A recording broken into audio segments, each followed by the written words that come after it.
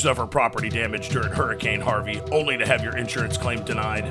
This is Eric Dick. I think it's important that you know your rights. Hurricane Harvey may have been the most costly storm in history, and if your insurance company did you wrong because they didn't pay for your claim, well, you have the right to hire an attorney and sue them. You have the right to call me for a free consultation at 833-3HARVEY, 833-3HARVEY. Don't let your insurance company take advantage of you. Know your rights. Call me today, 833-3HARVEY. Feeding Rocks. It should not be a crime to feed the homeless.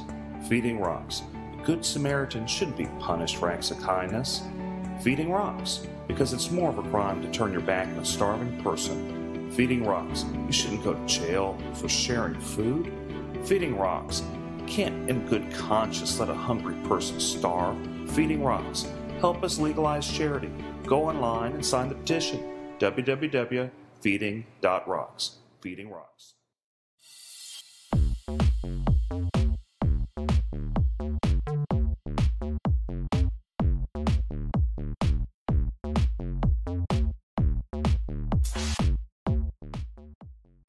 Good. So I watched the clock on that. Good. I think most of the stuff's going. So I missed a little bit more, but hey everybody. You guys got any comments? Just mention on Facebook. About to go on air. So we'll go Couple live minutes. on 106. At 106, 6 after the hour, they'll play the intro on it. Cool. 6 after the hour. Okay, cool. Hey, Victor. It's my boy, Victor. Facebook Live up and on. Here we go. Everybody up? Everybody running? See, that's good. I still gotta do the. Of course, there's the delay that I used. Yeah, everybody loves it. Okay. Yeah, I see it live on this computer. All sorts of. It's going all sorts of ways. I'm about to get the Instagram going. Okay.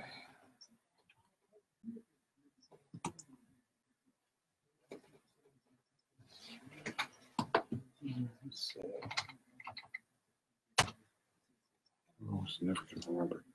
Instagram always gets me confused.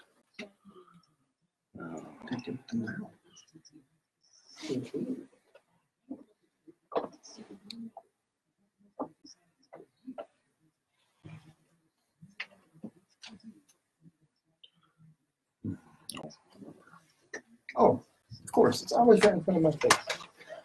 Huh. Right where it's supposed to be. Of course. What are you looking for, the headphones? Not a mouse. The mouse is right there. If there'd been a snake and bit him. It would. It was a mouse. What if that? Snake would have protected me. That's right. Okay. Over there.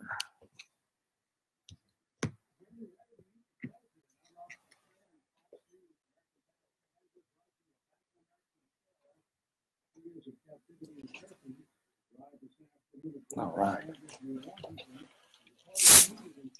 We're live on Instagram. Well, actually, it's becoming live on Instagram, Twitter, Periscope, Twitch, Facebook. Twitch, that's the one, man. Twitch. I've never heard of that. That's Michelle Malkin's thing. She's the one who started that. Oh, okay. So that's how she got famous, was from that. You stream, I stream, we all stream. Ice cream. I don't know.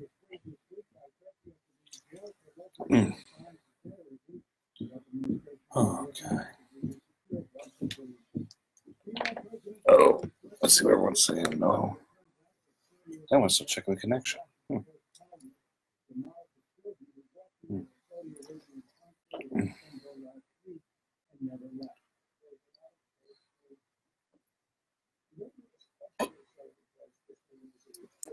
Oh, good. I'm live. Live on Instagram. All sorts of live. My other one was fine. The one I used just for. Yeah. This live stream brought to you by Topo Chico. That's right, Topo Chico. I don't know. That's what I do. I post for my son, my youngest son's soccer game. The last time he played, he was drinking Gatorade. I said, "This shot brought to you by Gatorade." And then this morning, he was eating a donut after this. So this one's brought to you by Ship Day. So whatever. Somebody's got some good donuts. So that's the thing. After a nice long soccer game, that's what you need is the sugar up on a big box of donuts. Sugary Reese. Oh, man. So you got us on Instagram, right? I'm gramming it. Got the gram kicking.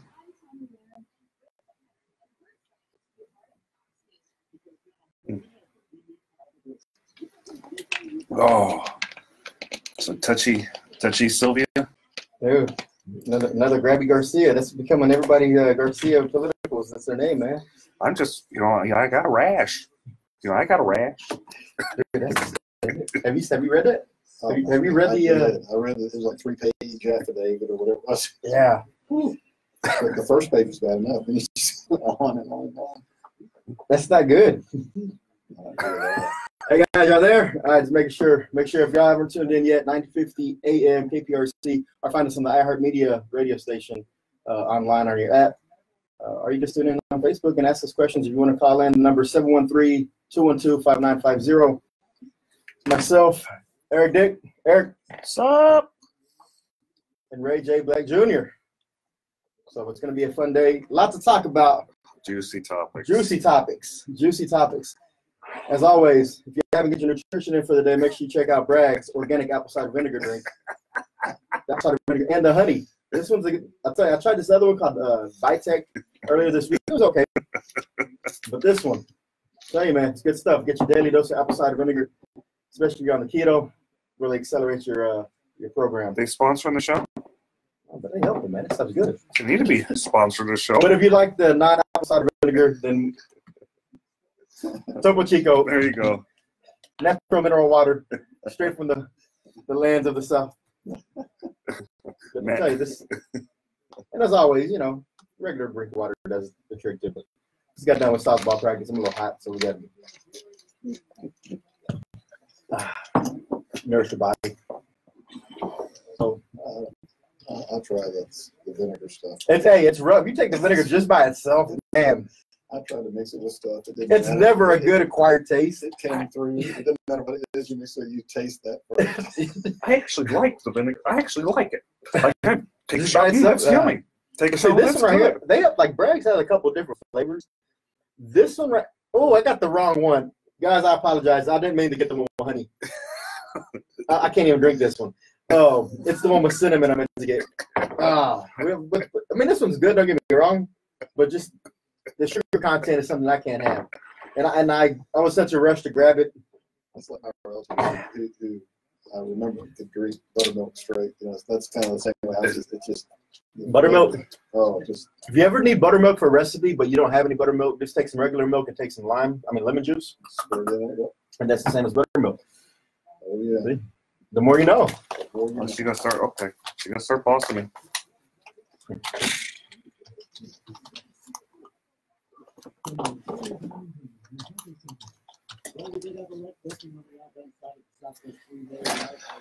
Oh.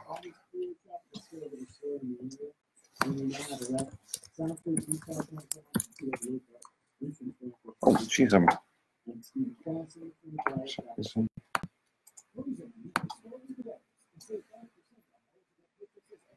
Why am I logged in as KPRC? But okay, fair enough. I don't know if I have Instagram on this other phone. Probably not.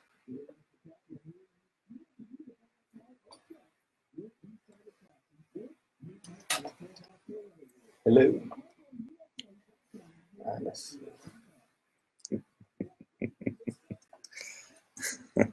All right, get ready. Here we go. Oh no. Oh no.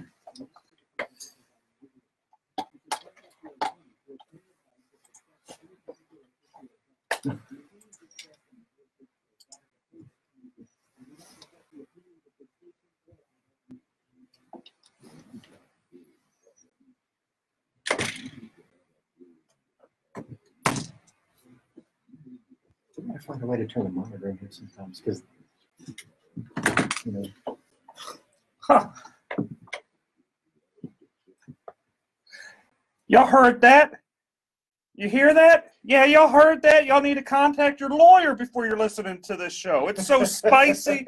We got so much juice going on today. You better just pull over, call your lawyer right now, and ask him. There's a lot of people that probably should have called the lawyer before having any other discussions with other people. But, man, welcome to the Eric Dick Show. Man, good to be back on a Saturday afternoon, 1 o'clock. It's Eric B. Dick, the homeowner's insurance lawyer, joined today along with myself, Chris Carmona, and our special guest, Ray J. Black Jr. Oh, boy. And we just got a great, juicy show. Let's just go right at it.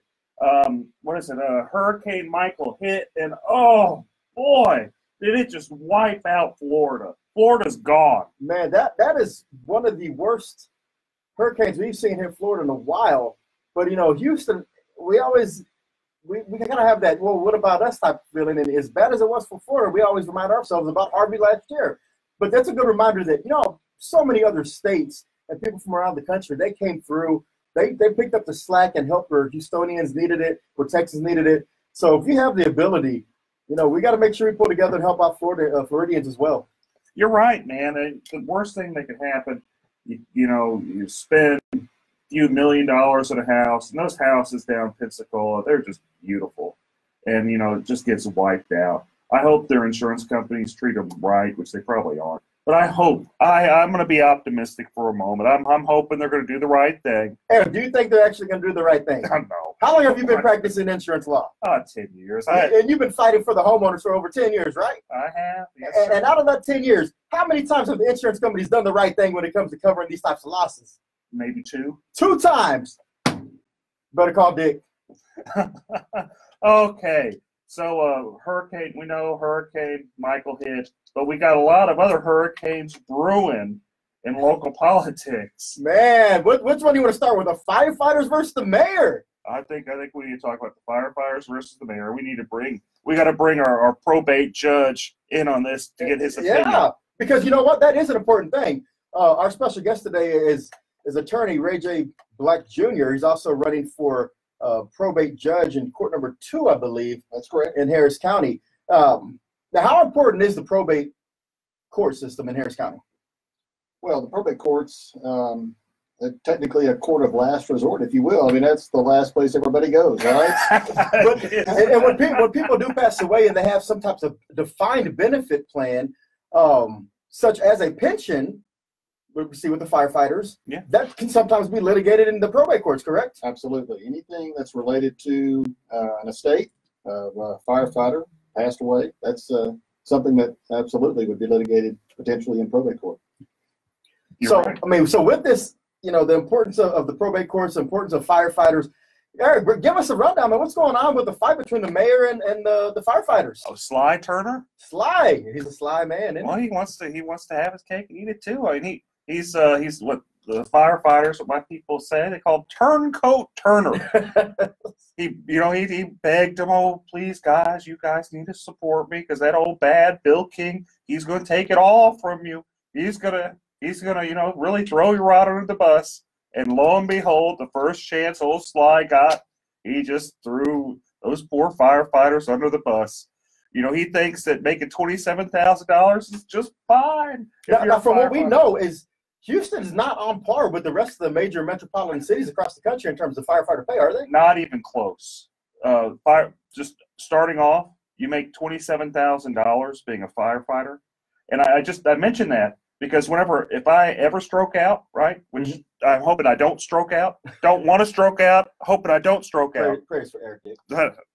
But if I do, I hope the firefighters, they aren't too busy working their spare jobs, falling asleep for working their spare jobs, so they can actually, I want them to be able to be, make an honest living and be able to take care of people. So whenever they're stroking out, they can actually go help them. Isn't that a novel idea? It is. I mean, I think all of Houston heroes should be adequately compensated. Mr. Black, what do you think? Well, unfortunately, what I've seen and just going out and about campaigning is this issue has pitted the police officers against the firefighters, which is unfortunate because they both serve our public at large. And we need both adequately equipped and adequately compensated. And so it's unfortunate that you've got this issue, and I've seen statistics like you've mentioned, Chris, where our firefighters don't compare well with other metropolitan areas, and I don't know what the answer is, but it's unfortunate that it's turned out the way it is, where the two groups are at each other, and on an issue that you would think would be something everybody could come together on. They should. Whenever I ran for mayor, and most, I took the playbook from Rob Mossbacker. Public safety, your infrastructure, your basic city services, Your necessities. you pick a few things, do a good job at it. But I don't see how we're doing a good job with public safety whenever our poor firefighters, they're making $27,000 a year. And we can all agree in this room, I think, that there's plenty of money in the budget being wasted in other areas of city government that aren't really necessary services that could be used for the firefighters' pay. What are you talking about? All that great art and the bike trails. So I think I love the bike We have to have a green city, Eric. We have to have a green city. Well, I know, but it might be on fire, but it'll be a green city. Yeah, that's a good point. I mean, I'm interested to see how this unfolds at the ballot box in November, but something tells me that this fight won't be over in November. That's going to be something that's going to be thrown to the courts, kind of like it has before. So Don't tell them what's going to happen. But what I am happy about is that the firefighters are pushing for what they believe is right. And I just don't think they've gotten a fair rub in this. Kind of some background on this, like how with the firefighters, they had a kind of a better pension, and in return they were paid less. What Sly did is he went to the legislature, cut their pension, so now they're paid less and have kind of a lousy pension. The police, on the other hand, they were paid in advance. They have like a so-so pension. So, really what's happening is the city's, it's overspending, and it's trying to basically steal firefighters' money out of it. And they're kind of trying to have their cake and eat it too. And it's morally wrong. I don't see where it's not right. So. And so if we have any firefighters out there, anybody who supports this or is against this Prop B initiative, give us a call. Let us hear what you think, 713-212-5950. But that's not the only thing that's hot going on in the city of Houston right now. It's a bombshell just released. The Me Too movement is back, and apparently Sylvia Garcia may be involved with that one. We'll talk about that more. Oh, boy. Man. It is juicy. Don't go anywhere. You're going to hear about Touchy Sylvia soon. We'll be right back on the Eric Dick Show.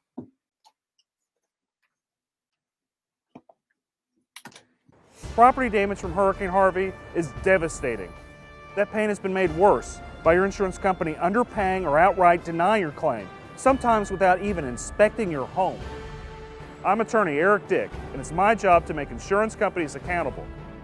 If you feel you've been taken advantage of by a greedy insurance company, call me today at 833-3HARVEY, 833-3HARVEY. That's 833-3HARVEY. Call me right now. Feeding rocks. It should not be a crime to feed the homeless. Feeding rocks. A good Samaritan shouldn't be punished for acts of kindness. Feeding rocks. Because it's more of a crime to turn your back on a starving person. Feeding rocks. You shouldn't go to jail for sharing food. Feeding rocks. You can't in good conscience let a hungry person starve. Feeding rocks. Help us legalize charity. Go online and sign the petition. www.feeding.rocks. Feeding rocks.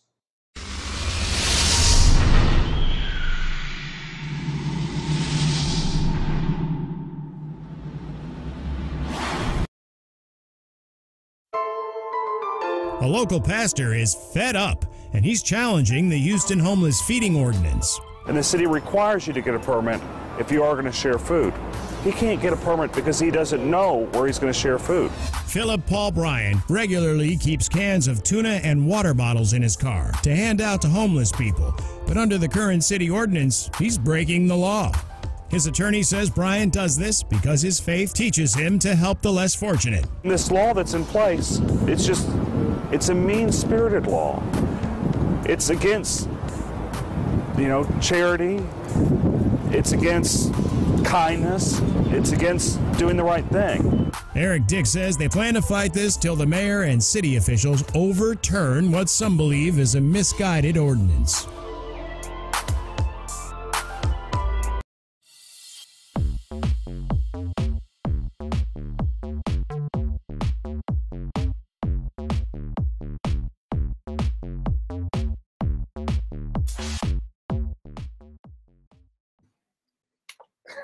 You like that, Touchy Sylvia? Lord have mercy. I don't know. Oh, I like it. We'll go with it. Don't be rash when you do this. Don't be rash. Oh, No, I try not to be rash. I want to know where it was going before the clerk or the other lady interrupted and unlocked the door. Just the visual that I got. Yeah. That just was not pleasant. It's not. I mean, I got 2 girls, and I'm sitting there going, "Dang gum!" I Yeah. hear this. They're getting touched here by men, getting touched by women. What the heck? Yeah. I mean, your girls are older than mine, Chris. And now I got to tell them to watch out for both. Watch out. Man, I've been overprotective on these. Side. I didn't think that would happen. I didn't think you run around. Oh, you want to see my rash? Well, I'm not a doctor. Well, you want to be my doctor today? Oh man, that's crazy, man. Oh, how about the stuff with Jolanda, like HISD? Yeah, I got that. We'll finish the Garcia stuff, then move on to the HISD stuff. We gotta get then both the rest will be you. Garcias. So, I don't think you're on this. so HISD removed the interim superintendent Okay, yeah, this I've past heard week, that. and they said it was all just right down race lines. Blacks on one side, Hispanics on the other side, and they put back in Abe Savada, and I guess he was removed a long time ago. He's a former superintendent, and Yolanda's like, it's all about race. I'm shocked because it's all a bunch of Democrats. Yeah. So are they saying the Democrats are racist? Yeah, so that's how we got to talk about it. That does seem very Dude, odd. I think it's this Democrat momentum, our alleged momentum, it's just crumbling, man. I think the Republicans may sweep now. I was a I little. hope you're right. I think it was a little iffy before. I was getting pulled under this morning that they're still sketchy. It's not in the clear. We gotta talk about Emmett too. Emmett's Yeah. move, which is Yeah, I think it's it's with the interesting. we'll tie that in with the HIC about the Denver Cubs, and then Going to Emmett. and they go with Emmett. I see Emmett's play. Actually, I don't think it's a bad play. He's trying to break the street party vote. Dude, the Dems are crumbling, man. They are literally crumbling. I mean, how can you? It's all self-induced. It's all self-induced. Well, to be fair, the Beto is pretty much self-induced from Ted, kind of not being sensitive enough. Whoever has these signs out there that says "Better stop texting me," I think it was Pyropack people, great, good guys, man. But that was just not a good idea because all it does is give Beto some more name recognition. You're driving by, you don't know what says "Better." It says Beto. So it's I know. I unwarranted told him that recognition. too. Yeah. That better Pirate Pack. Yeah, that's what they're doing. All right, they'll come back in about 25 seconds.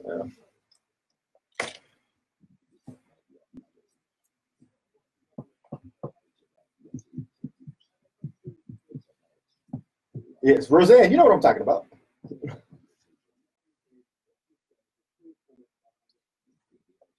Hey, but they were trying. All right. Did you pull over? Did you talk to your lawyer? Can you tune in now? Is it okay? You guys clear it? Because I'm telling you, it's about to get really, really juicy. If you haven't got legal counsel before, now's the time. And man, all right, so before we left off, man, this Sylvia Garcia thing, it's fire. So apparently, everybody was up in arms about these allegations from years ago with the Supreme Court nomination process. Well, now Sylvia Garcia has these same allegations from 20 years ago with a female staffer of hers. Don't be rash, Chris. Don't be rash. What are you talking about? I have no idea what you're talking about Touchy Sylvia. I mean, there's always been some allegations about, the other Garcia running in precinct 2, calling him Grabby Garcia, but now it's like everybody's last name Garcia running for office seems to have this problem, or alleged problem.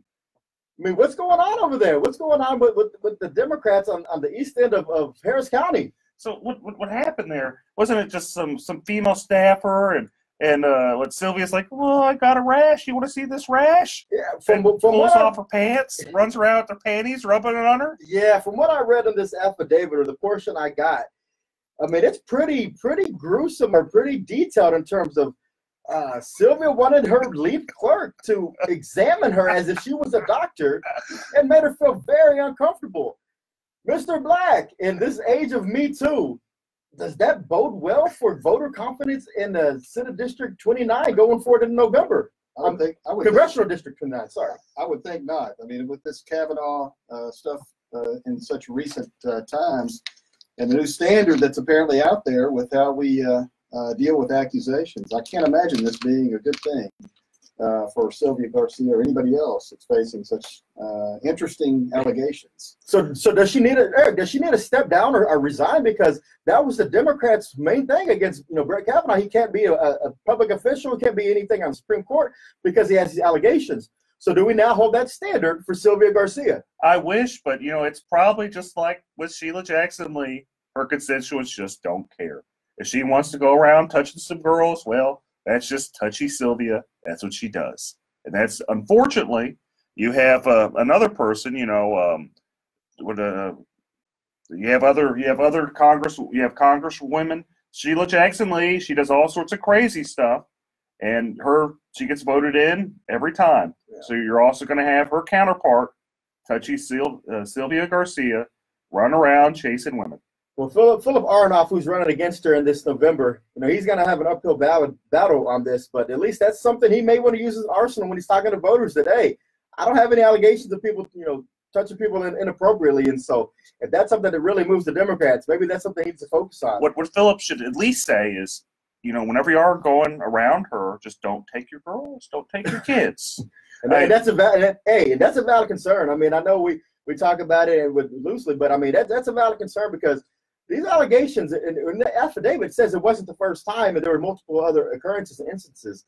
So the Dems are going to have a problem with that going forward. What else is interesting about Sylvia Garcia's race is that it's set up where a potential Republican could take that spot next year and during the special election. So Sylvia Garcia is just she's ran for office so many times it makes everyone in this room just look bad. And because we have not been nearly as active in running and losing elected offices as Sylvia Garcia has. Yeah. County commissioner, with the state City Senate, Council for a while. City Council, and now U.S. Senate. No, not U.S. Senate, U.S. House. Thank the Lord she's not running for U.S. Senate. Not yet. Give her a minute. I mean, that's just one, internal debate, internal conflict they're going to have. The Dems are going to have this November. Another one that's unfolding in front of our eyes we've seen this week is HISD, Houston Independent School District. Eric, what's going on over there? What I always find amazing is the level of just problems with HISD.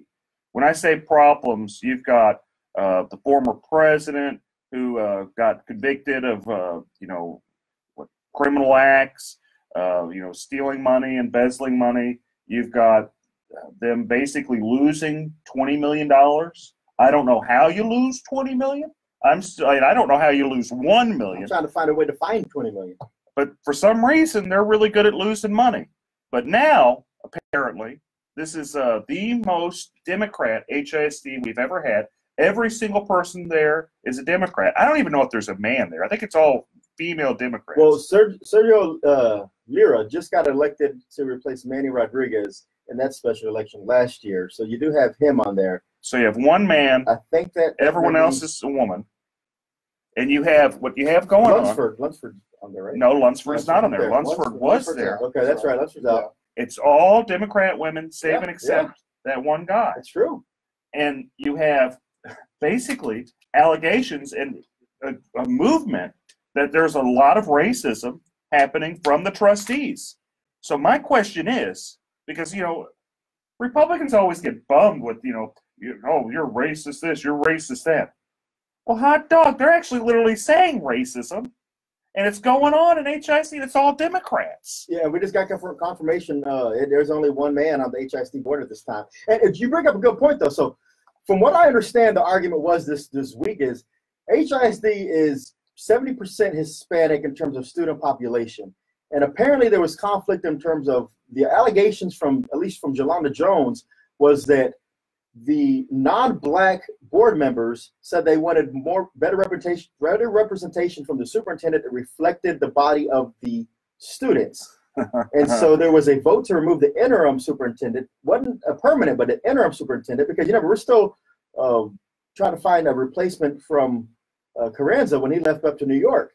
And so Grenita Lathan was a black female, and they removed her as the interim and put her back into a regular position. And they're saying that the vote was straight down, the black board members on one side, non-black board members on the other side. Is there race division going on at HISD? And with the Democrat HISD board, does that help or hurt Republicans or Democrats in this November election? I think it just hurts. It hurts the students. Those are the people that have been completely taken advantage of the whole way through. What do you think, Ray? Well, the issues clearly impede what the board is there to do, which is govern for the sake of the students. And this HISD has had a history of poor governance because of issues like this that take apparently precedence over what they're elected to do. And I think it sounds like, regardless of the makeup of the board politically, it sounds like if you view every problem as a nail, every solution is the hammer, and that's what they do, regardless of who's there. And the students, as Eric said, are the ones that lose out. Yeah, and that brings me to a point, because there's always been some underlings and some undertones of, we need to get rid of the Harris County Department of Education because it serves no purpose. Doesn't? But when you see HISD in such disarray, couldn't you make the argument that the Harris County Department of Education can actually be the hero in these types of incidents? And they can. Is there a role? Eric, you're a trustee on the board. Is there a role that the Department of Ed could be playing in this scenario? I'm actually the vice president there too, and before I understood what the Department of Education was, I jumped up and down and said we should get rid of it because I thought it was just a wasteful government entity. I thought it was redundant to HISD, and as I've looked at it, and I've looked more in detail on it, anything that kind of takes away from HISD is a good thing. Because there's no saving HISD. I have actually changed my opinion that we need to abolish HISD and break it up. It is just so insane. The shenanigans never end. For the last 6 years I've been paying attention to HISD. It's just problem after problem after problem. So I think the best role like a Department of Education could have is, go back to its original purpose. If there's problem with the, local school ISDs, break them up, separate them out. That's what I think would be the best role for, the Department of Education. Absent that, trying to, do what it can to, not be exceptionally wasteful, which is easy. Yeah. All the department has to not do is take a bunch of money and get some gas and just set it on fire. As long as they don't do that, we're good. Because the Department of Education actually runs at a surplus. They're never over budget. They actually are probably the most efficient countywide government organization. Is that correct to say? That actually it's true. We are $30 million in the black. Usually these government agencies involving education are in the red, but we're $30 million in the black, $100 million budget a year. We do a decent job. I'm not going to give it an A. I'd give it like a B-, C+. It has room for improvement. But what it's not doing is taking money and just throwing it away like HISD. Yeah, and that's the problem with HISD, man. Is just watching that this week and seeing how, again, that racial divide, how these students are going to be the ones affected. They're going to start having that tension. I don't want to see a black versus Hispanic rivalry start in the city of Houston. I don't want that going, started in HISD, in the schools or on the board. But I'm sure it's going to, we say political affiliation doesn't matter, but they're all Democrats and they're going to start turning on each other. There's going to be a lot of people who start saying, don't vote for Democrats, don't vote here, don't vote there. And so there's going to be a lot of party switching or party lines being drawn. And we'll talk about some other star-studded county officials who are also going to say jump over party lines when we come back. Don't go anywhere. Eric Dick Show. We're just warming up, folks. You better talk with your lawyer.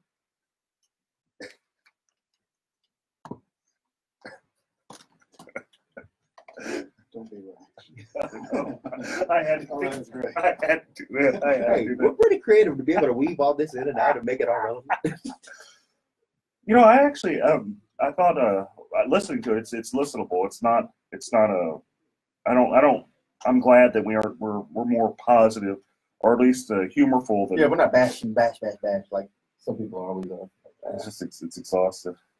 All right, so we'll come back on around 33. Yeah. Am I doing okay? Oh, you're doing great. We're good. Doing great. Your time to shine after Emmett. I have no idea. Just talk about. We can just go over the basics about what's a good judge, what's a bad judge. Yeah, Ex-party communication, bad. Yeah. We've had some of that happen recently over in Brazoria County. There's certain let's just go to the basic things you're supposed to do as being a judge. You're just supposed to be fair, listen to everybody. And this is one of the most sensitive times of their life. Well, actually, not in their life, but in the beneficiaries' lives. And it's a stressful time. It actually can be nastier than family law because people get weird around money. There's a whole lot. Yeah, the problem. I mean, that's Family like law, you're fighting with your mom. But you're fighting with somebody else's mom. yeah, and It's a probate's different- the dirtiest of all of them. They really are. It is the dirtiest of all. It's some. If I wasn't doing insurance law, probably law is pretty dang entertaining. It's pretty you see some stuff there. You've got, the one with the Anna Nicole Smith one was the classic one. That was in the court I'm running. And then he hopped on that somehow with the family was the grandmother, right? Anna Nicole's grandmother, or who was it? Oh no, who was it? Give me. Feeding rocks. It should not be a crime to feed the homeless. Feeding rocks.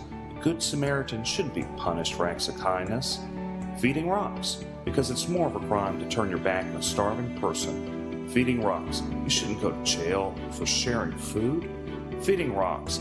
You can't in good conscience let a hungry person starve. Feeding rocks. Help us legalize charity. Go online and sign the petition. www.feeding.rocks. Feeding rocks. Hi, this is Eric Dick, and I think it's important that you know your rights. If your homeowner's insurance company has denied or underpaid your claim, you have the right to hire an attorney. You have the right to call me for free consultation at 833-7-RIGHTS. That's 833-7-RIGHTS. Don't let your homeowner's insurance company take advantage of you. Call me today at 833-7-RIGHTS. Has your homeowner's insurance claim been denied or underpaid? Call Dick Law Firm at 833-7-RIGHTS.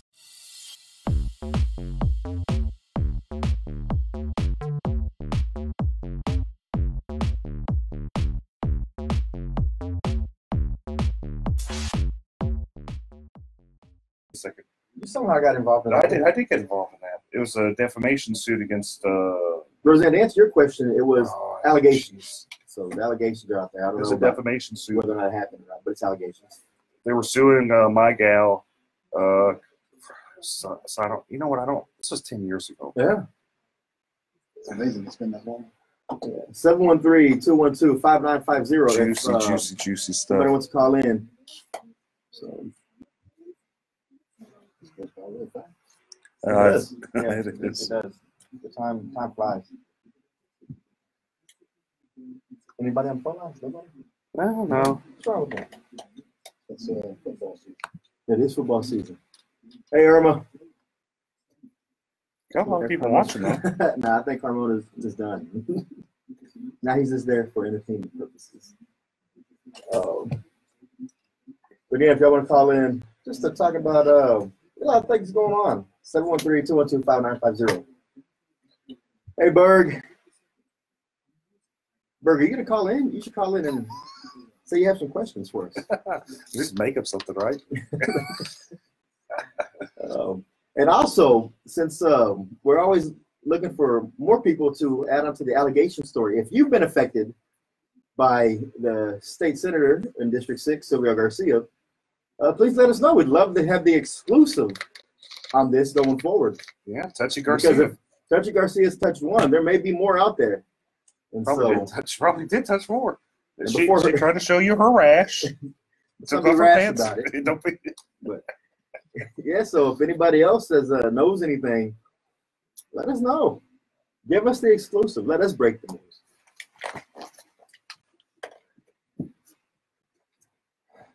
Man, Chris, I got this really bad rash on my leg, and I don't know. You want to see it? No, you know who doesn't need to see it though is your lead clerk if you had one. Okay, guys, we're back. All right. Oh boy. So what happened this week was just giant with Ed Emmett. Old hunker down. He said that. Well, one, he got the Chronicles endorsement. He got the Chronicles endorsement. I was shocked. And he was excited. Oh, I was shocked. Who would have thought that the Chronicle would endorse old hunker down? And doesn't he live over at the Astrodome? Isn't that where he lives now? I think he has a personal suite being built underneath. So when we have the next hurricane, he can hunker down in his personal private villa. I mean, he loves that Astrodome. So anyway, who doesn't he love? Oh, he doesn't love Lieutenant Dan.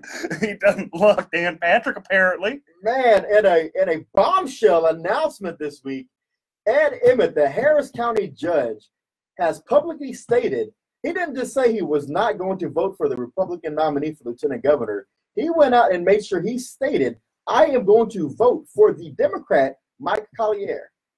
That's huge. How does that affect Republicans down ballot? As someone who's on the ballot in November, Ray J. Black Jr., how does that affect you and the rest of your brethren running for judge this November that the county judge has come out and said, break up the ticket and cross party lines? Well, since this is the last year we're going to have straight party voting here in Harris County, it's important, I think, at least for Republican judges, that we get as many straight party voters as we can. I know that Judge Emmett does great work for the county, always has, and is very popular. But he's also not one to shy away from supporting Democrats and Republicans both. So I guess it remains to be seen whether those comments and the Chronicles endorsement are going to have any adverse effect on the Republicans, but I certainly hope it does not. Do you remember Lloyd Oliver? I do remember Lloyd Oliver. You remember what Lloyd Oliver said that got him kicked off the ballot? He was supporting the Republican nominee. Yeah, he was. So my question is, Lloyd Oliver, Democrat for DA, he said, I think he said basically he was going to support. I don't even think he said he was going to vote for. He just said he'd prefer like some type of Republican over Democrat. And lo and behold, the Democrats are so outraged by Lloyd Oliver. The Tea Party Democrat, as he called himself. They were so upset about that Tea Party Democrat, they kicked him off the ballot. Will that happen here? Well, I think it's too late there because that was in the primary situations. I don't think they're going to kick him off the ballot, but I understand Emmett's position because he's a very strong candidate countywide. And he doesn't really necessarily need every single Democrat to win or every single Republican to win because he does have enough crossover appeal. But was it necessary in this instance to take that last jab? Because everybody said this is Emmett's last tenure or last term once he wins. Was it necessary or was that just a potting shot to go as he leaves his last election? So if you're looking at it strategically, it could be necessary because you have like this overtone of Beto and him pushing for Harris County and likely to win Harris County. The question should become, how much does Beto win Harris County by? Does he win it by 10, 15% like Hillary did 2 years ago? Or does he just barely win it or even hypothetically lose it like with like Ted Cruz, his election 6 years ago, where Ted Cruz just squeaked Harris County? He did. And that's the thing. With the county so competitive, I'm shocked. I am truly shocked that the Harris County Republican Party chairman would not have that discussion with Ed Emmett prior to making such a bold statement. But am I shocked that he didn't? I'm probably lying if I say I'm shocked. Well, let's kind of go into that. Just a minute. This is a good thing to kind of. I'll let y'all talk about that one. Let me veer off just for a minute on this because you got, if I remember right, the financial chair of the Republican Party, who also is very influential in an organization, and that organization endorses Democrats. So you have that kind of tying on. The HRBC, who endorsed Democrats over Republicans, though it did primarily endorse Republicans, It's an alleged Republican organization that does support Democrats. To deny that is to be dishonest. And you have someone with such close alliance to the Republican Party. That brings me some pause. It also brings me some pause that the consultant for the local Republican Party is tied in with Strauss, and just an excruciating moderate. All this tied together with, guess who was on air saying vote for Paul Simpson? It was Ed Emmett. No. So no. I don't know. Don't say it ain't so. Oh, so you see all this stuff going on, all this loosey goosey Republican winking, playing footsies with Democrats. You wonder, is this like an inside job to sabotage in some certain races? I don't know. I hope it's not. I'm going to be positive about it. But dadgum,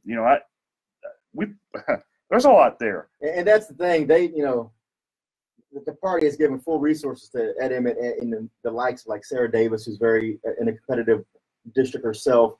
And there's always that preach about big tent. But when you take a shot at an ultra-right conservative like Dan Patrick, is the Harris County Republican Party truly a big tent party now? Or is it just saying, if you're not moderate, probably don't have a spot here for you? Yeah. Well, I don't know. I mean, those are questions that are probably going to be answered soon enough. Big tent when it's convenient for the party. Whenever you're paying to play, it's big tent. Yeah. So let's kind of maybe turn the page. Well, now we have the election coming up. That's true. And, today's special guest is a longtime practicing lawyer, great mind, great scholar, good friend of mine, and also a stout judicious mind. That is Mr. Ray J. Black Jr. Welcome to the Eric Dick Show. Thank you, Chris. Thank you, Eric. And so you are running for, like I said earlier, the Harris County Probate Court number 2. And that's a very special court in Harris County because there's 4 of them, because the legislator has specifically drawn out in certain jurisdictions, you have a specific probate court instead of just going to a regular district court or a county court, correct? Correct, and they primarily sit in the major metropolitan areas here in Texas. There's an exception to that, but in Harris County, as you said, we have 4 statutory probate courts. They're specialized courts, and they're courts of original jurisdiction for probate cases, guardianship cases, fiduciary litigation, and elder law and mental health issues. And because they're specialized, their jurisdiction is actually broader than your average probate court. So there are issues that can be related to probate or guardianship cases that are not probate and guardianship related or specific, but they get drawn into probate courts, and so they have broad jurisdiction. The same as you might find in a district court, for example, where they hear personal injury cases, so can a statutory probate court, or they can hear divorce cases and family law, so can a statutory probate court if it's related to their underlying issues. Incident appertaining to an estate or one action. And so one of those would be if, for example, if there's a wrongful death action, if it's there in probate, during the probate period, and someone in the family files a wrongful death, would that go to the probate court or would that go to the district court? It depends on the filing of matters. So sometimes those cases get filed separately. So if you have a personal injury case where someone dies or is severely injured, then the probate or the guardianship, if there's one, may get filed over in the statutory probate court, but the personal injury case may end up over in district court to start. But it's not uncommon for those personal injury cases to get drawn back into probate court if it warrants a transfer. And it's not unheard of. In fact, for years, when I first started practicing, when the district court dockets were so backlogged, it was not uncommon for cases to get pulled over in probate court because they had more time to hear the cases, and you got a lot faster a trial schedule, and you got a result quicker than you might in district court. Okay, and so another example, say I have a guy that owes me maybe $200,000 and he passes away. I mean, I'm sure I still want to collect my money somehow. Where do I go and file suit to collect my money from that estate? So as a creditor of somebody's estate, if there's a estate pending, you can file a claim in that estate for the amount that you believe you're owed. There's a process for that. And so it's important, as Eric says all the time, you need to get your lawyer involved. But it is a very complicated process at times. The probate system is statutory in nature. There's a huge estates code that your average lawyer, I think, can even be intimidated by because it's just so much to wade through when you have issues like that. But that's where they would file it in the probate court in the estate. Or if there's not one pending, they can even open an estate for that deceased person as the creditor, and they can proceed with their claim that way. I just note that the probate code is it's exceptionally complicated. And I think complicate's the best way to explain it, because you have some parts of the law that say one thing, and then lo and behold, you got other parts of the law that say something completely different. So you've got almost contradictory. It is contradictory. So it's difficult, I'd say, for the average lawyer, probably even difficult for the average probate lawyer to understand probate law. And I'm so happy we have you here today, Ray, because not only is he just a nice guy, which is really, really, really important for being a judge, Ray actually understands the law, which is rare. But because it is a complicated part, like you said. I mean, he can not only just hear probate matters, but because it's called the probate court, but he hears a lot of other things. Let me ask you this, because this is a question that we sometimes get, and maybe we'll have to answer it on the way back. But hold that thought, because a lot of things in Harris County surround about this immigration debate. Does that tie to probate? We'll find out. Oh, next, you guys stick in. We'll find out soon. Eric Dick Show, stick with me.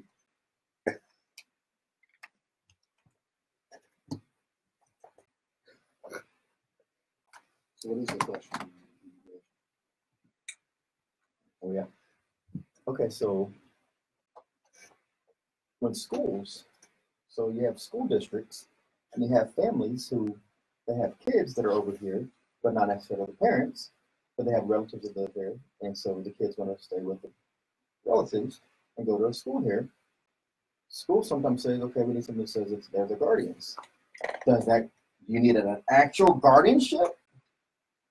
Or do you just have to have a power of attorney over the body, or the person, not the estate? Gotcha. No, the answer. With the parents back in whatever country, does it go? That's so. Because I get that question.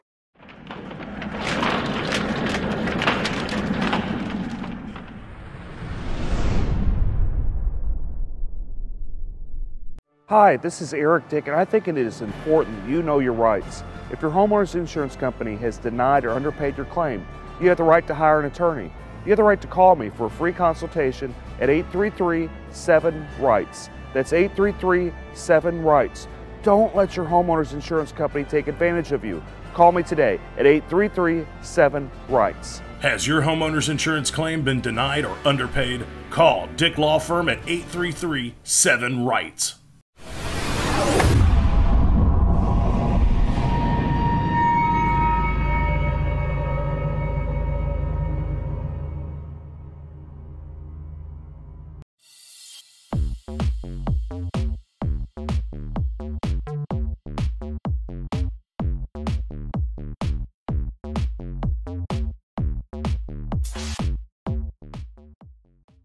We got a phone call from Buck Humble. He wants to talk about a touchy Adri Garcia. Yeah. Grabby Garcia. Grabby Garcia.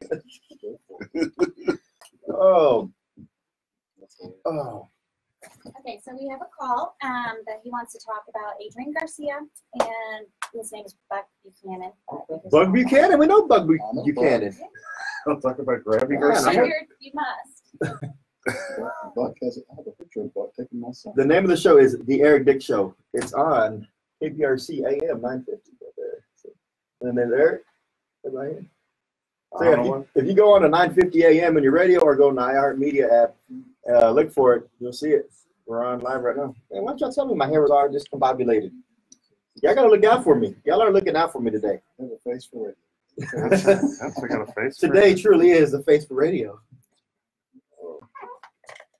The number is 713-212-5950. So if y'all want to call in again, 713-212-5950. Grabby Garcia. Touchy Sylvia. Grabby Garcia. You just don't go. You go into you go to precinct 2. Unless Go to the East End. unless Mormon's around watching you, you're going to get touched. Thank God you got a Mormon right there. I'm trying to get him off you.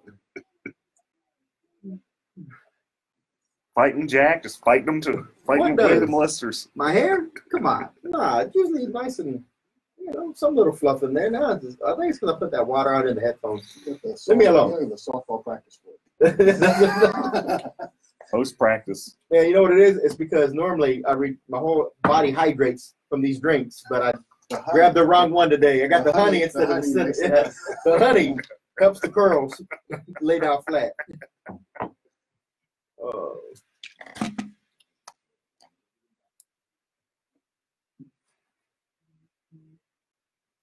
Okay. Yeah.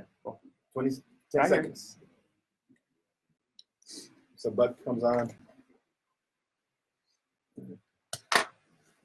There you go.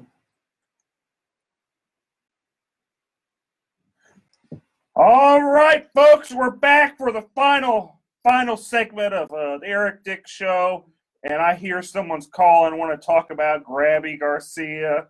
You better watch out if you're in the East End. You better watch out. You got 2 elected officials that got some slippery hands. Gonna touch you. You there, Buck? Hey, man, what's going on? Welcome to the Eric Dick Show. Please.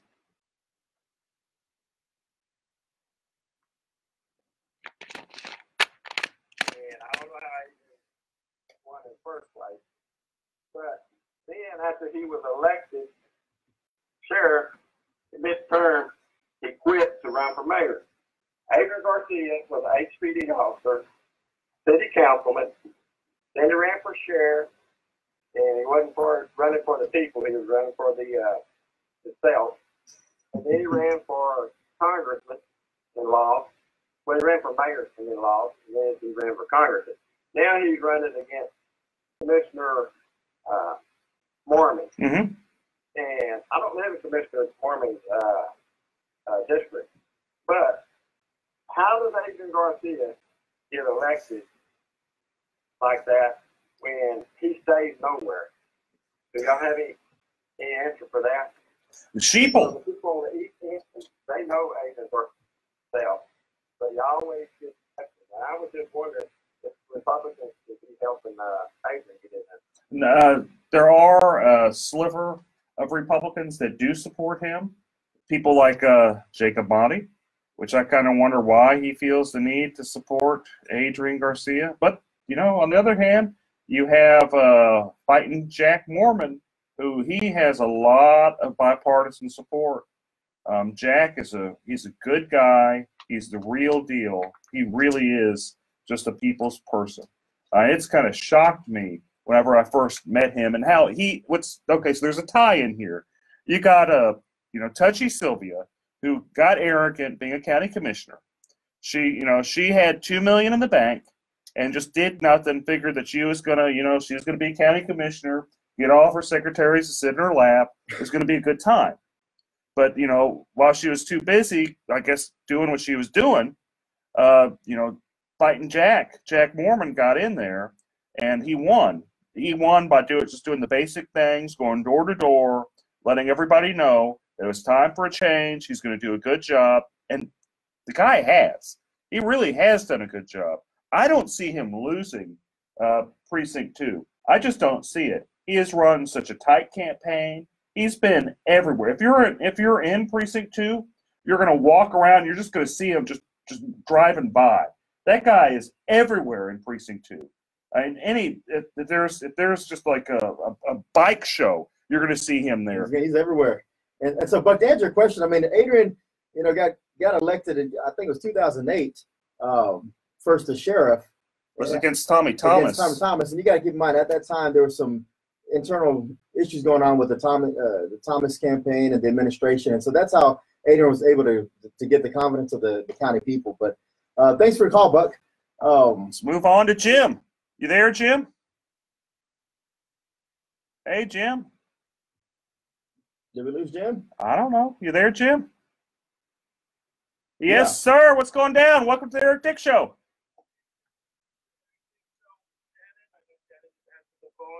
y'all's shit, and I continuously support.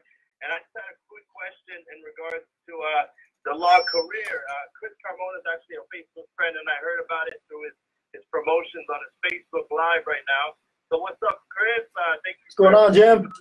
Hey, man, I'm about 1L year at Texas Southern University, Thurgood Marshall School of Law, and I just wanted to ask some advice in regards to pursuing my career as an attorney. Is there any advice that you might have before I finish and I graduate, as far as positioning myself in a way where I can, maximize my opportunities? I definitely want to make sure I preserve my energy. Absolutely. Network. You want to build your network. That's the best thing you do. I know a lot of people are going to focus on getting good grades, make sure you're at the top of your class. And that's important to make sure you pass, but your network is going to be the thing that makes you successful. And another thing, get politically involved, because law and politics go hand in hand. And one way or the other, you're always going to be involved somehow. And the more you know, the more people you know, it's going to enhance your network. But it's also going to give you brighter minds to surround yourself with. And it's going to surround yourself with people who actually make decisions once they get elected on the bench. You'll have that opportunity to know their mindset because you converse with them, you hang around with them, and you network with them. So build your network. Also,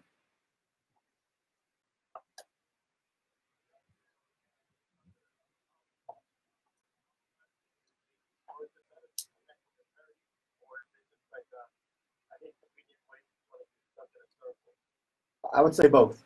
you want to meet and talk with as many people as you can, because the non-attorneys will end up being your clients. The attorneys you'll end up dealing with, they'll be friends, they'll mentors, mentees, just people that you pick each other's mind. Because cool, man. Thank you. Don't forget your classmates too, because those are people you're going to continue to network with the rest of your career, and you don't know what they're going to do as they progress through their legal career, and you're going to touch base with them for years to come. And you talk about the network. One of my friends, I'm involved in Young Republicans across the country, and one of my network group, Matthew Gilson, just joined on my live feed. I got people in New Jersey, California, Omaha who referred. So just make sure you build that network, and don't just stay local. Build your national network. So thanks for the call, Jim. Hey, so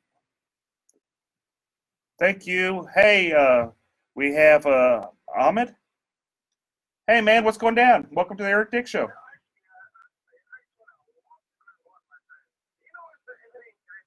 And exciting when we talk about politics in America. That's why I'm personally writing a book, which is not done yet, going to be Immigrant for America. I ran for county commissioner, I ran for county judge, I ran for youth Congress, I ran Republican, Democrat, Independent, in Kansas, and I'm here. But you know what? I love America. Last election in year 16, I was the Democratic nominee for county judge. Okay? Congratulations. I have a law degree. I have a doctorate degree. I have a security clearance from the Feds in all three. Wow. I'm highly educated. I'm a businessman. And guess what? Because the name Hassan always can beat me in the primary. And that's why I keep running. Because the people, they need to change their image. They love you as a lawyer, as a businessman, as a doctor, as whatever. But when it comes to election, they do not vote for a name, which is sad, because we all immigrants, but people don't realize that. That's a name.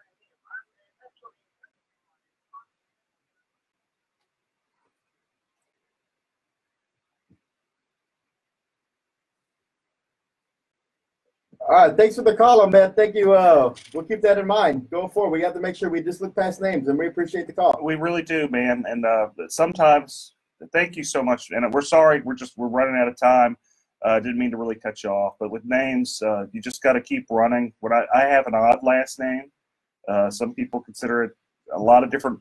There are a lot of different people have different opinions on it.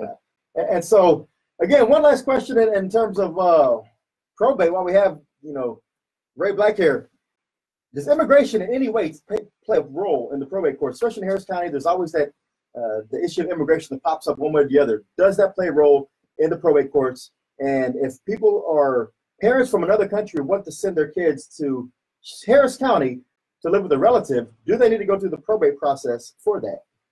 Well, it depends. If the school district, which oftentimes needs someone with some legal authority to speak and make decisions on behalf of the child who may be here, you may actually have them ask that a guardian get appointed for the minor to have some legal authority to make decisions for them. And if that's true, then of course the probate courts are the place to go. That's where we do guardianships, and we do them for everybody who is fitting in the statute as someone who's, as they claim, incapacitated. But being a minor is part of the definition of being incapacitated. So they fit into the system, and as needed, we take care of those minors. It's not uncommon. It doesn't have to just be with the school district.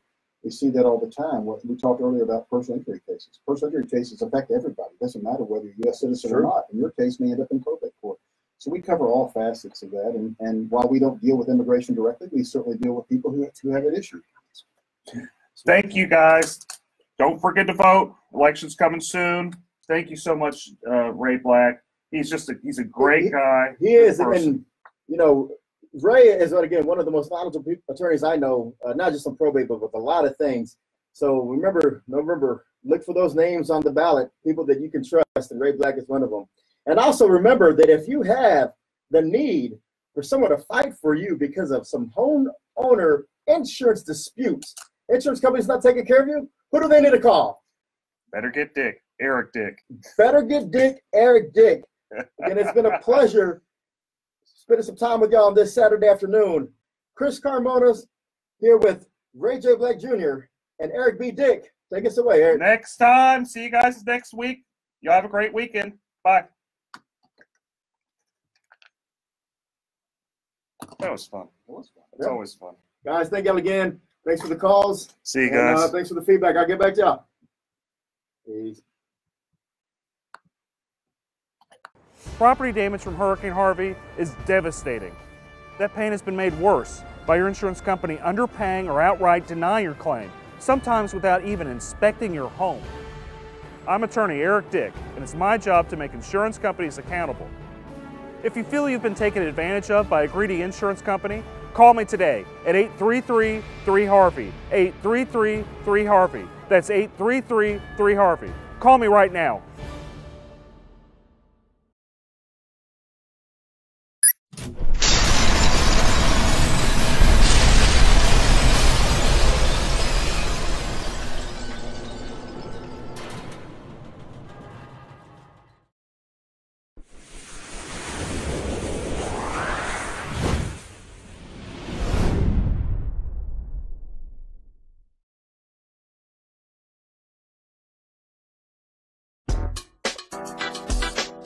Breaking the law, one meal at a time, feeding the homeless. It is morally wrong to make it a crime to give food. A Houston man who feeds the homeless because of his faith is suing the city, challenging the established charitable feeding ban. The often debated ordinance has banned sharing food in public groups of more than 5 people without city permission since 2012. The city says you can give food to 5 people, not 6. What are you supposed to tell the 6th person? I met my quota today? The city wants to dismiss Philip Paul Bryant's lawsuit. That's a crime? What does this world come to? It's a sad day whenever trying to prevent a fellow human from starving is a crime. The city says the ordinance aims to curb trespassing and littering, both of which were already prohibited in the municipal code prior to the passing of the ordinance. While some Houstonians are in support of the lawsuit, I really hope he wins his case, and I really hope they lift those sanctions so we can be able to give more to the needy. So if you're willing to help more than 5 homeless people, you should be able to do that. Some even challenge the city's support of their citizens. The city isn't going to take care of their homeless people. As their people, somebody got to take care of them. So why can't we take care of them? A question Houstonians will continue to ask as long as the ban remains.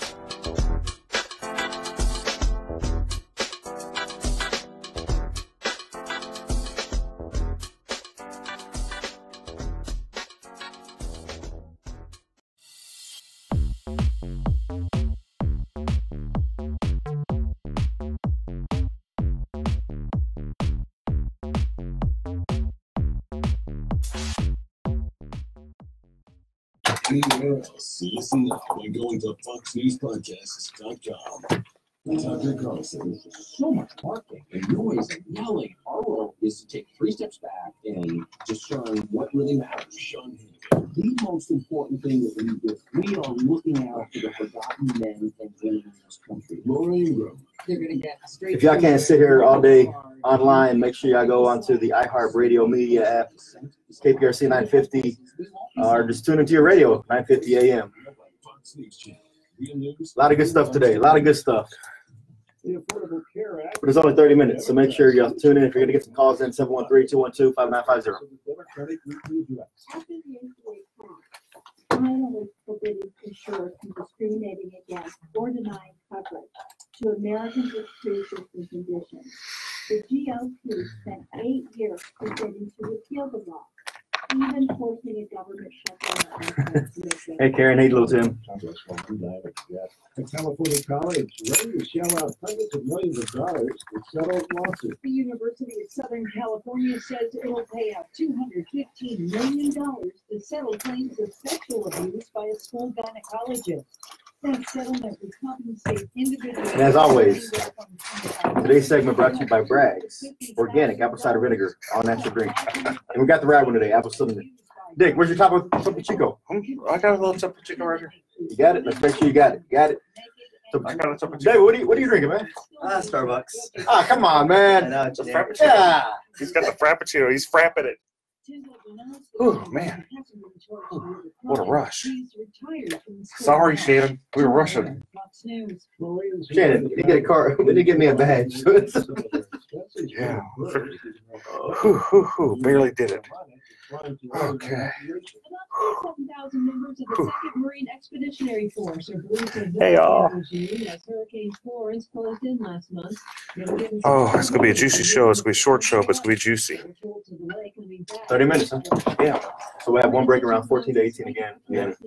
27, 26 more going. So we're going to go into, what do you want to talk about? Oh, first let's start about, there's a new suit. What is first let's talk attack him again. And I'm Joe. Attack him. Oh, yeah, I could do it. Attack him, and then we'll talk about the suit against the city for the largest gun show in the country. Is over the drag queen show. Yeah, they got to watch out. They might get in trouble on that for anti-slap. How are you going to get around anti-slap with that? Good afternoon. Watch out for an accident on the North Freeway northbound and the North Loop. This has 2 left lanes blocked. I haven't seen the pleadings. Some good news, that accident we had on the North Freeway southbound equipment has been cleared. Traffic is winding in that area, adding about 30 minutes to your commute. I'm Eunice Garcia, the 24-hour traffic center. Okay, cool. And pizzas out for a limited time. And then we'll talk about Sylvia some more. Yeah, we do need to talk about Sylvia. We got the rest of the affidavit, and we can talk about the Chronicles hypocrisy because they endorsed her after being one of the lead publications on this Me Too and Kavanaugh stuff. Go to Danny and his friends. Take a break from After the first break, we're going down. After the first break, we're going to you with the about immigration law and how it ties in and stuff right here. KPRC. We'll make it fit. Opinions provided on the Eric Dick Show are for information.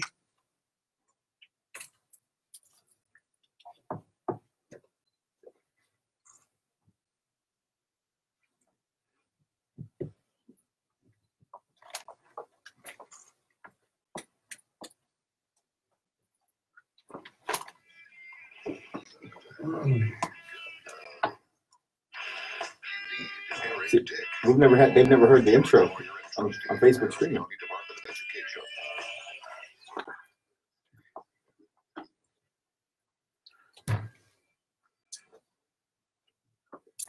All right, folks, we're back to a spicy show here today. It's going to be fast and furious Eric Dick Show with my co-host and wingman, Chris Carmona. And hello, good weekend, everyone. It is going to be a great show. Okay, we had a lot happen this week. We had, Touchy Sylvia. We got the rest of her affidavit where, she's talking about some rash she has, and she has a clerk when she's a municipal judge, and she, starts telling the clerk, hey, I got this rash on my leg. You want to see it? And the clerk's like, well, no, not really, Sylvia. I don't know that many people want to see it, but no, I'm good. And she was good. And that's the thing. I mean, when we left off last week, I mean, we had limited information on this affidavit, but we have procured the remainder of the affidavit, and it just gets even worse. I mean, there was trips to Nashville where she was just taking advantage of her allegedly aggressively inside this hotel room. And, you know, this is a legal talk show, and we talk about legal standards and how that impacts the community. Well, I remember a couple of weeks ago, the Houston Chronicle made it a point to make sure that our Supreme Court of the United States candidate, now Justice Kavanaugh, was put through this ringer and even made a point to publish different opinions and editorials where it said that, you know, if you're accused of these things, you're not fit for these types of positions. So with Sylvia being accused of these types of allegations, it's surprising that they came out and endorsed her this week. What's going on? Well, you know, it's a quote, Erica Grinder from the Houston Chronicle. It's dead and irrelevant, and no one cares. And that's actually from a reporter. So you know, what's interesting with the whole Kavanaugh thing is you had a woman, and she was sincere. I know there's people that, you know, have different opinions, but she seems sincere that something happened to her. Maybe we aren't sure what happened, but something happened, and she seems sincere about it. Just as the level of sincerity in that affidavit. I mean, and they go into a lot of detail. And it's pretty folks. detailed. I mean, these are things that have been sitting on and no one's come forward. Apparently, Ms. Gutierrez had actually made these complaints before, but it fell on deaf ears. And that's a problem I see with the city of Houston, is that they pick and choose who they actually want to move forward with these types of allegations. And I think that's something that falls back into the city council and also the mayor, because we have to stop that culture of siding with some, whether it's political or not, or it's just friendships.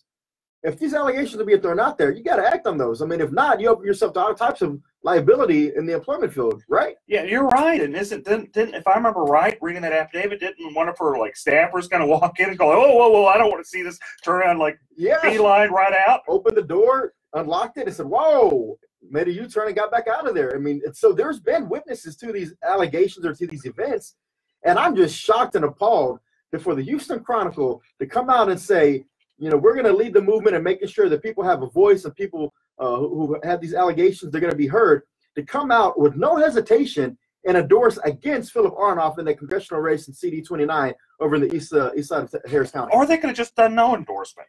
I mean, they could have just done. They could have said, you know, well, look, we're going to be the bigger person. These allegations with Sylvia, they're pretty sincere. You know, and just so the listeners know, this is, you know, the former county commissioner, former state senator Sylvia Garcia. What she did is she took off her, allegedly, which is probably not very alleged, but anyway, she took off her pants, said, hey, you know, I got a rash, to one of her clerks, you know, ran around in her panties. Another one of her staffers kind of came in and kind of was freaked out and beelined out of there and just completely harassed this poor girl. I mean, if I did this type of stuff at my business or even at the Department of Education, it'd be all over the news. Oh, it would be. It would be lawsuits left and right, all over the news. Every single media publication in the city would be covering that. And again, I'm just shocked at that. And, you know, I hope that, you know, people put politics aside, because, again, this has a lot more weight in this story with specific details than we saw with Kavanaugh. And I hope the Democrats actually hold Sylvia Garcia accountable.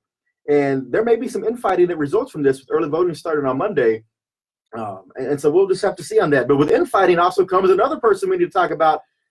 The turmoil hasn't stopped with our county judge. Oh, hunker down? Hunker down. You know, last week he had came out and endorsed the Democrat candidate for lieutenant governor, and there was some minor backlash from some of the candidates down ballot in Harris County, the Republican candidates. And there hasn't been any backtrack. If anything, it's been a double down on the statement of saying, I said what I said and I meant what I said.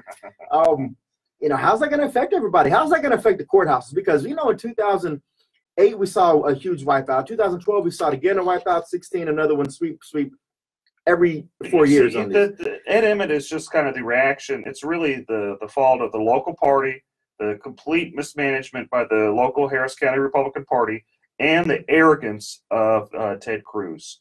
And you got to realize that Beto is the result of just utter arrogance of Ted Cruz being just elected, runs for president, just ignores everybody. I mean, Beto, he's done a decent job. He's not going to win. I don't think he's going to win. I think it'd be surprising if it'd be a shocker. But stranger things have happened. But Beto wouldn't have nearly as much following if Ted Cruz would have done his job, and also been a nice guy. And everyone tells me in the Republican Party that's around him. I mean, some people do like him, and they jump up and down and say we like him. But there's a surprising amount of people that say he's a jerk. I don't want to be around him. He's not connected to the people he was when he campaigned first in 2012. He's kind of separated himself in more of an elitist attitude is what I hear. And then I also heard last night that there was a Kingwood Tea Party gathering candidate rally, and apparently that was the buzz around the room. Is anybody going to hold Ed Emmett accountable for this statement? And is that going to really hurt the down ballot judges? I think it will. I think it'll hurt the judges, but you got to also remember that Lloyd Oliver, he did something similar, actually a step back, maybe 4 years ago whenever he ran for DA, and the Democrats just kicked him right off the ballot. Yeah, and there's been some great articles about that by Charles Blaine and also Kerry Cheshire. They made some mention on this, and they were asking people, hey, what's going to happen here? Oh, nothing's going to happen because Emmett's tied in with the local party that's incompetent. Yeah, it is. And more to come on the Eric Dick Show. A shortened segment today. We only have half an hour. We got to get to y'all some sports programming. But y'all sit right there, and we'll be right back. Thanks, folks. See you shortly. We'll come in, go in with you for probably another 10, 12, then we'll be done. Yeah. So what do you feel comfortable talking about? Like what area are you just be like, man, I know this, I'm dynamic on this, and boom. Just anything immigration is good. We do all types of immigration. We do business, we do family, we do removal. So anything that you want to talk about in terms of any new changes, like right now there's an instant denial that just started in September. Okay. So that means that if you send in a petition, it's wrong, something wrong with it, not all there, so just deny it. And this bad used to, they just refuse it.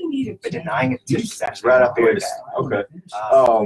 Then we can talk about this caravan that's coming up and Trump's statement. There's some tough people, and we don't want those tough people coming in. And we can see about they're coming from Guatemala and Honduras. They're trying to go through Mexico. Mexico's actually trying to do their job and secure the border. So we don't want you coming in and filter in. They tore it down and. I'll tie into immigration, and then immigration right there. That's how we do it. I think smoking always affected my daily life because I was a closet smoker. Roseanne, exactly. Someone like the county chair should have said something, but he didn't. Really, the guy pays them all. I mean, that's Emmett's his major funder. There's no him and this guy Weekly, they own him. So what is he gonna say? No, don't do it.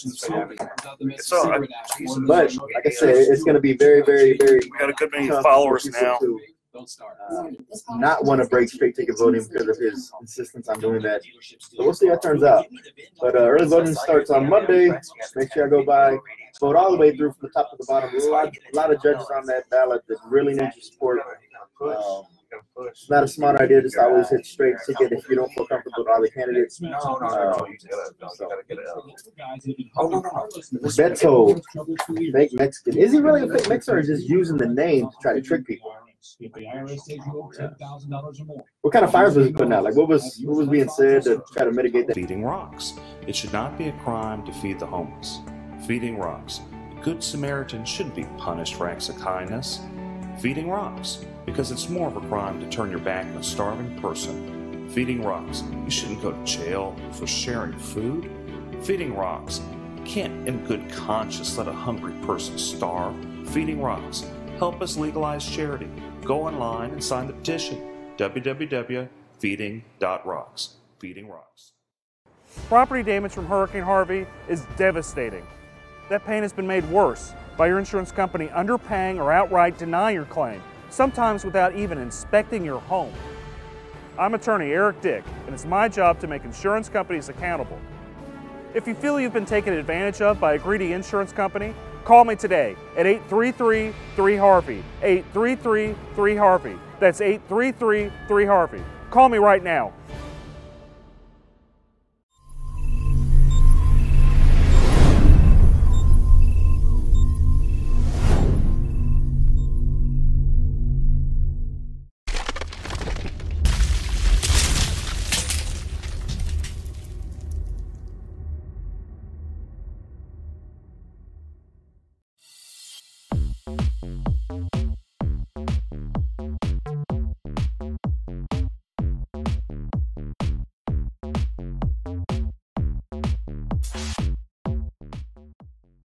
damage. I mean, could you really mitigate that? Unless maybe to show some poll numbers, like the current poll shows, you know, even with that statement, we're still up about 15%. Anything like that? 713-489-7792 or online, toptaxdefenders.com. He speaks his mind.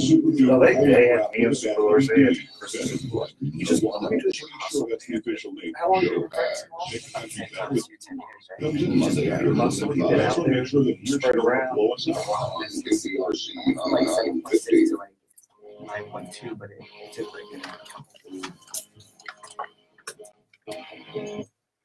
Oh, here we are, folks. If you haven't pulled over and talked to your lawyer, you better do it because we're going to go into some law, and I don't want you guys crying to me because I gave you good advice and you hadn't paid.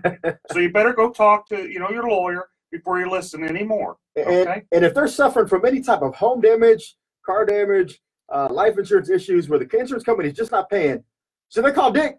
Better get Dick. Better get Dick.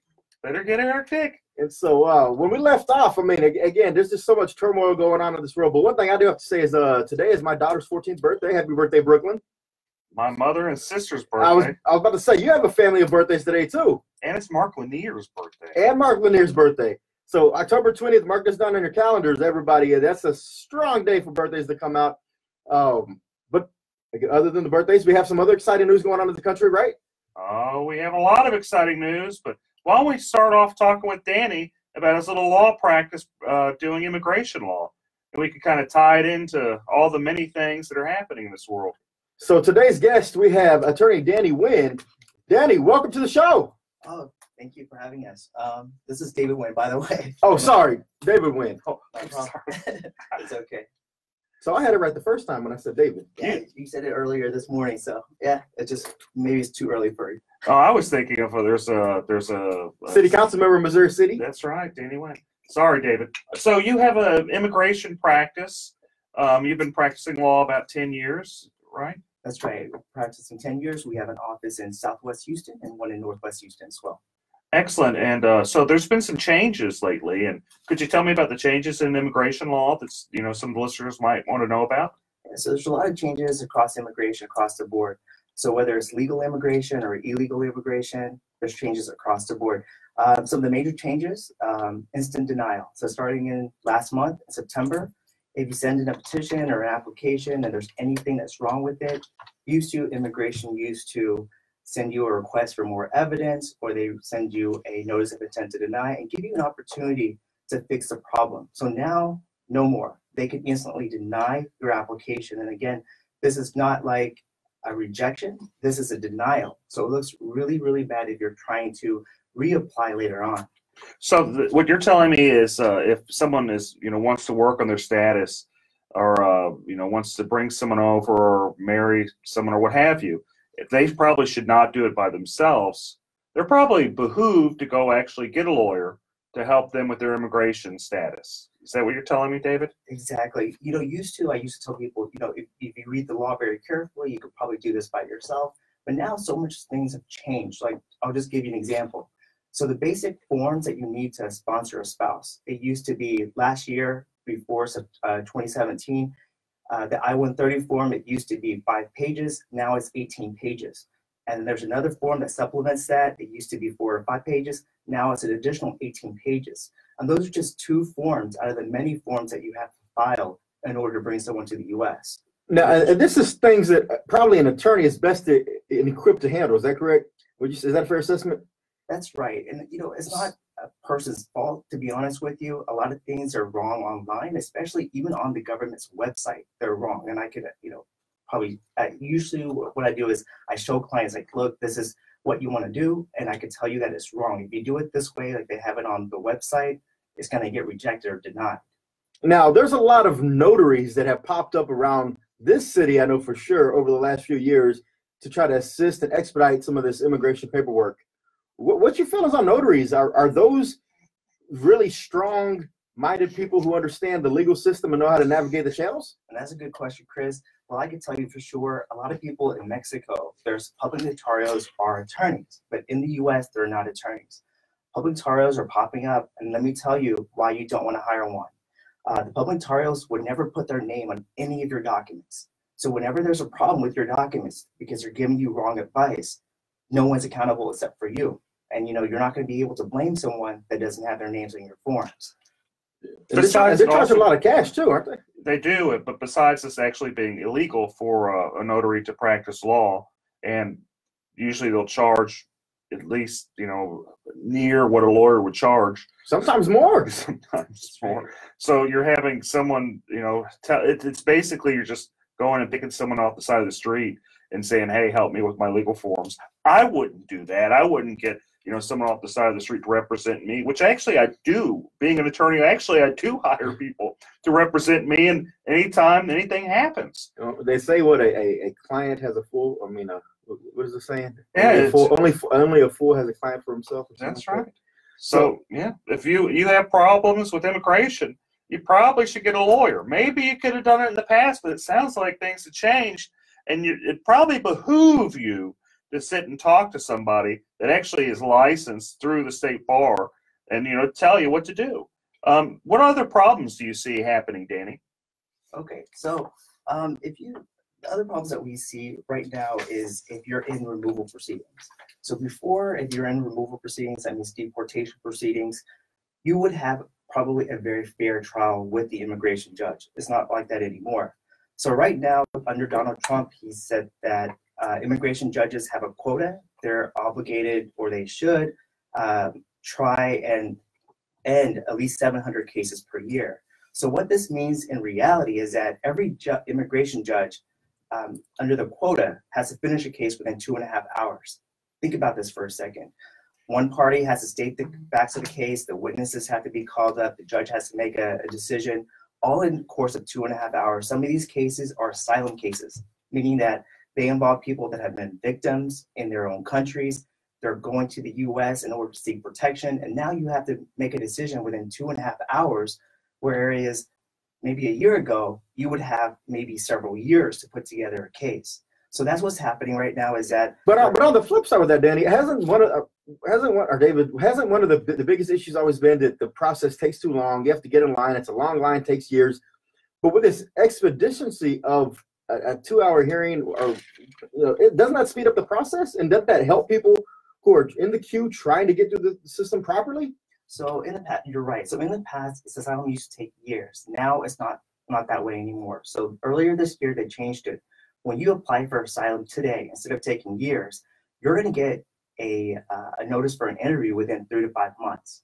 That's very quick. Think about this. You have to show asylum is not easy to get. You're going to have to, usually the attorney will write a legal brief. You have to show evidence, so medical records. Imagine fleeing your country with nothing, and then you're going to have to try to get certified copies of your birth certificate, or anything that you have in that situation, maybe judicial records. I mean, it's going to be very hard for anyone that's fleeing their country with no money. Yeah. And nonprofits nowadays don't have a budget in order to fix this issue. There's too many people. It's definitely a broken system, and something that we really have to make sure we're pressing our Congress members and our senators to put something in place that's actually going to be sustainable in the long term. And it's not just the immigration system. I mean, it's the same way with our justice system. There's a lot of sad things that happen every day. I had a client one time in criminal law back when I first started practicing law, where she had some problems with welfare. She got too much welfare because she was broke, and the judge that she was in front of, who's now the administrative judge in Harris County, was Susan Brown. She was nice enough to put Mike Al in jail, baby in hand. When I say baby in hand, I had to watch the baby while the grandmother came to pick her up. It was training for you, Dick. It was training for you. That's training. But we want to talk about injustice. There's a lot of injustice to go around, a lot of injustice in different spots. And it's been going on a long time, and I imagine there always will be injustice. Yeah, real quick, David. There's a huge caravan coming through Central America right now, going through Mexico, trying to get to the United States. Will they make it? And if so, are they going to be turned back around under this new policy provisions? What happens to them? Right now, it's harder for people trying to enter the U.S. to get asylum or refugee status. So I think it's going to be an uphill battle for them to try to make it into the U.S. And even if they do, it's going to be very hard for them to try to get any legal status in the U.S. So it's very hard. We're turning away people that are actually fleeing their country. Some of these people, yes, there's always people that will try to, go past the system that do not qualify. But you have to understand, there's a huge vetting process to make sure that their alibi sticks. There's multiple interviews to make sure they have a credible fear. But if you have a group of 1,000 people coming in one time and saying, we just got bombed in our neighborhood, shouldn't their stories all match, and wouldn't that be considered some type of evidence that could be used in the process? So just like you mentioned earlier about the Kavanaugh hearing, when people experience trauma, they're gonna remember different things. And so when you have a child versus an adult, they're gonna see different things, and that's why it takes a lot of work in order to gather the story to make it make sense, because every person's story is going to be a little different based on their experience. Well, I think it just goes to show that you're always probably doing right whenever you have legal problems to go and get an attorney. The system's always going to change under whether it's Trump, whether it was going to be somebody else. The system's going to change. Whether it's good or bad, it always remains to be seen. It's fascinating how government works and how consequences for actions happen. Plenty of times they're inadvertent. This could be a good thing. It could be a bad thing. Only time will tell. But what is important is while they're going through this process, if they're serious about it, they probably need legal help. They do, and that's what we're here for, is to try to make sure we guide people to make sure they're getting legal help in any type of situation they're in. And David Wynn, thank you for your time today with talking about immigration. And if anybody needs to reach out to David, what's that phone number? It's 281-777-1236. All right, thank you, David. Yeah, so is there anything else we need to go through in this fast and furious? Absolutely. Again, anytime you're facing an insurance company, whether it's a car accident, a personal injury that happens, you slipped and fell, or you got flooded or hail damage, and the insurance company does not want to pay, you got to make sure you have someone on your side who's going to fight for you from the beginning to the end, and is going to take the insurance company to task. What I found amazing is I've represented like thousands of people, and when I say thousands, like 2,000-3,000 people. And out of those thousands of people I've represented, I'd say 98-99% were underpaid on their claims. It's just kind of fascinating that so many insurance companies just underpay claims, and they pay big money to to government through lobbyist organizations like Texans for Lawsuit Reform to buy people off. But I guess that's never going to stop. You're always going to have stuff like that, and that's been going on since governments began. Is you have special interests. And it has, and as long as there continues to be special interests protecting the insurance companies, it's important and critical that you have an attorney fighting on your side, and that's where homeowners insurance lawyer, attorney Eric Dick, comes in. And again, if you're getting in that legal situation, don't get mad, get Dick. Good to be back again, folks. I'll see y'all next weekend, or I won't see y'all. I'll talk to you next weekend. And make sure that we haven't always said this, but we got to send a huge shout out to our producer Shannon. See y'all next week. Thanks, producer Shannon. Have a good one. Barely did that one. That was a rush. Hey, send me some business cards. Maybe I'll get it out. I have a business card wall. Hey guys, again, sorry for the short show today, but we'll be back on. We're good next week, right? I'll put this on. We're good next week. But we'll let y'all know. Yeah, have a good one. It's on Twitter. It'll be on Twitter later. Okay. Bye, folks. Thanks. Have you suffered property damage and had your insurance claim denied?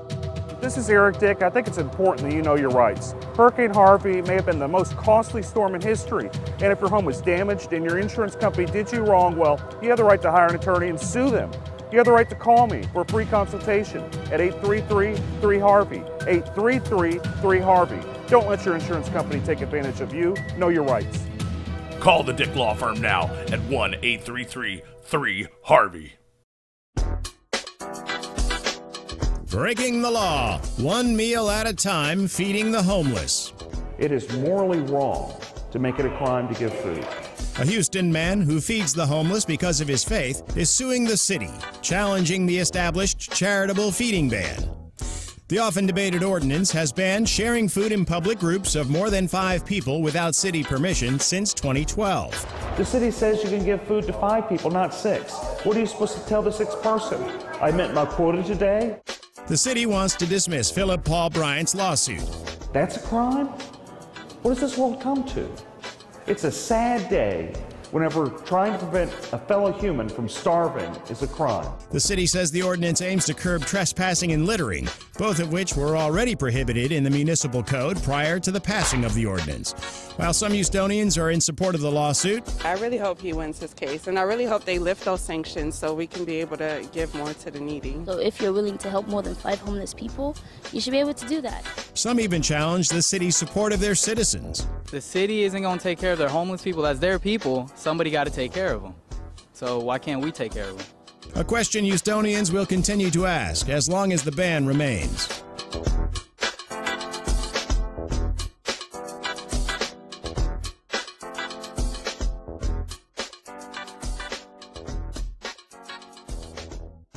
Feeding rocks. It should not be a crime to feed the homeless. Feeding rocks. A good Samaritan shouldn't be punished for acts of kindness. Feeding rocks. Because it's more of a crime to turn your back on a starving person. Feeding rocks. You shouldn't go to jail for sharing food. Feeding rocks. You can't in good conscience let a hungry person starve. Feeding rocks. Help us legalize charity. Go online and sign the petition. www.feeding.rocks. Feeding rocks.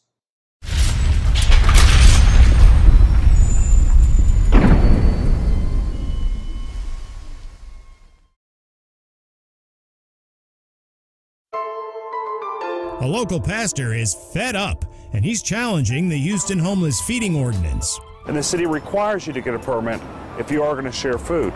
He can't get a permit because he doesn't know where he's going to share food. Philip Paul Bryan regularly keeps cans of tuna and water bottles in his car to hand out to homeless people. But under the current city ordinance, he's breaking the law. His attorney says Bryan does this because his faith teaches him to help the less fortunate. This law that's in place, it's a mean-spirited law. It's against, charity. It's against kindness. It's against doing the right thing. Eric Dick says they plan to fight this till the mayor and city officials overturn what some believe is a misguided ordinance.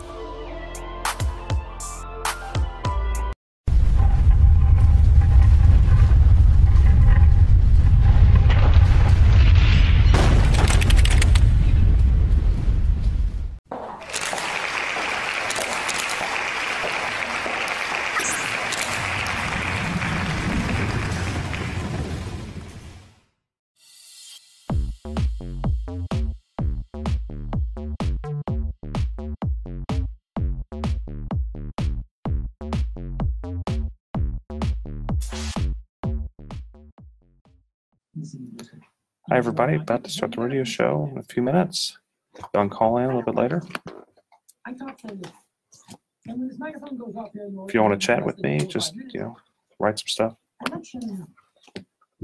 can tell now at the end of the show, my boy gets the course, it's tried, and I got to yell for the Longhorn game tonight. Oh my God! Okay. The less is more. The less I can talk to. So whenever Chris gets here, he's going to text me. So that's I need you to run. We'll get him at the end of this first segment. Okay. I'm here for you. He confirmed that he's going to be here? Yeah. Cool. I'm going to put as many links as I can on. Is he up for re-election right now? He is. And that includes a lot of things that we could talk about. I didn't see the extra comment that we had about him last week, did you? I didn't see the comment we had about him last week. I had a good comment about him. He's a good guy. Sometimes the value of the coins is about 25% to 40%. Okay. You want to sell that building? Do it now. I will have a link to the actual. I already put a link to that. Breaks. And then the dongle, the new link, the dongle with the dongle, the external adapter to plug your wired headphones in. You're going to buy that for $9. And then also the battery prices. I would recommend if you have older iPhone and you think your battery's weakening, do it before January 1st. So you've got about 3 months or so, 3.5 months or so. Because Apple quietly, they didn't want to talk about this earlier this week, but they raised the iPhone replacement battery prices from $29 up to $49 up to $69 in some places. So go ahead and get your battery replaced. With that, I also want to point you to another one, my son. technology sites. It is called iHeartVehicles.com. And if you want the latest on some of the new vehicles, if you're looking for a new car, a new truck, just updated some things. So I had the Toyota Highlander, really cool Lexus 500 LS 500H, cool $103,000 I was doing in a few weeks ago. This week I'm in a Fiat 500. With a four-door Fiat type of thing, which is pretty sexy too. So I do cover the car industry, the tech industry, the bourbon industry, the travel industry, and of course, some of the high-tech industry too. With that, we're going to start the sign-off process. Shannon, thank you so much for keeping us on the air. Enjoy the rest of your day. Everybody out there, be safe. If you have questions, email. Go to hightechdexon.com. You can find Michael Garfield. And you can get me here every Saturday on air. And for some reason, we get bumped for radio for a football game, which we have to carry on air. You can go online. That's why you get the iHeartRadio app. And you can listen to me at your heart's content through the podcast. For all of us who have been part of the show, we do thank you for tuning in. My name is Garth. The show is officially over.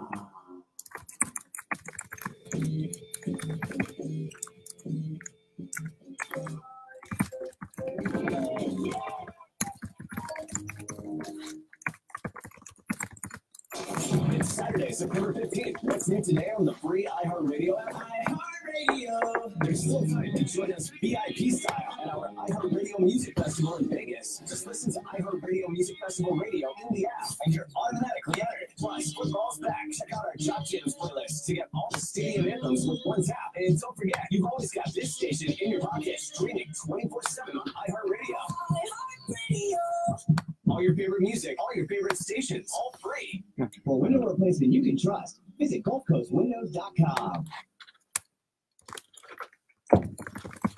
Wood Whisperer Video and find out who wins our brand new F-150 Super Crew truck. Saturday, September 15th, 6 to 8 p.m. Only at Planet Ford on 59 and up. KPRC Houston. An iHeart radio station. From the Gallery Furniture Made in America Studios. Welcome to KPRC 950.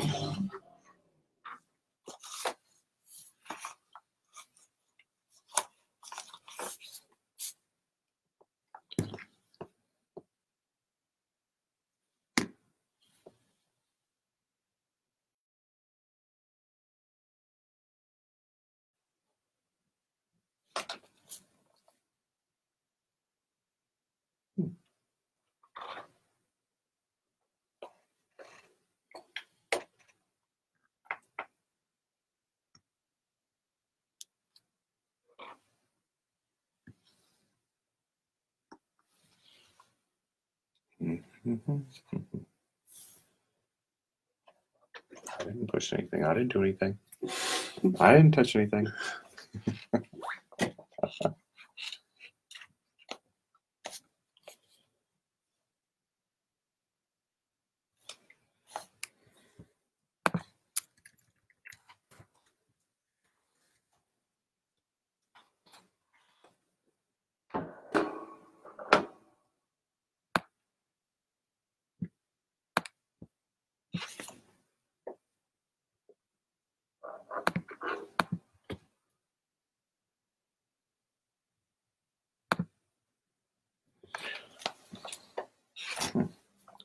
Okay, I don't know why. It's all quiet here. The engineer hadn't told me what's going on, but we should be starting soon. So our guest today is going to be Chris Daniel, and I have Philip Paul Bryant, who's also going to be here too. He's co-hosting with me. He's playing wingman, guys. Oh, hey. Hey, everybody.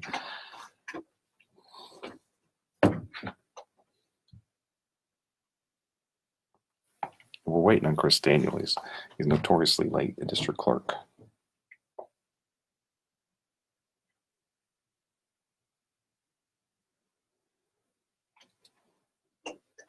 This is where he showed me it was, if I could see.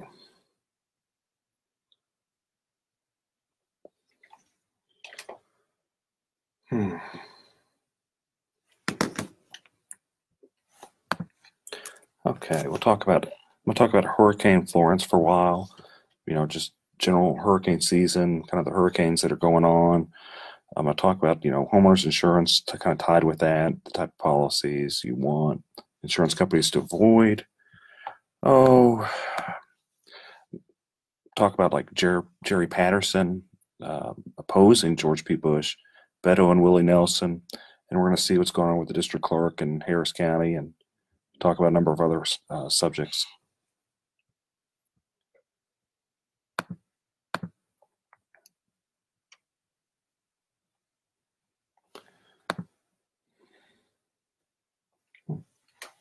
It's gone quiet. Interesting.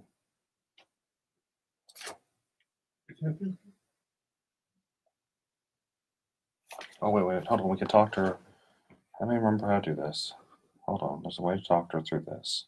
I have you in queue right now, Okay. so I can hear you. Okay, cool. No, everything okay? We just don't. We don't hear anything over here. Because it is in automation right now, and then as soon as we hit that first spot block, that first 1 minute commercial segment, then you're gonna hear it. Cool. Then I'm just gonna hang out and just do what you say to do. Right. Thank you.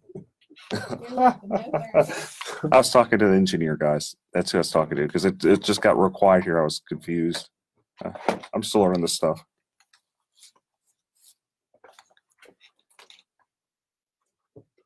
Today we're going to be talking about hurricane preparedness. We're here at the Eric Dick Show. We're live in the studio here. It's going to be fun. Special guest Chris Daniels, Harris County clerk, district clerk. So we're going to be talking about some disaster stuff. Stay tuned. This is Eric Dick Show live. Okay.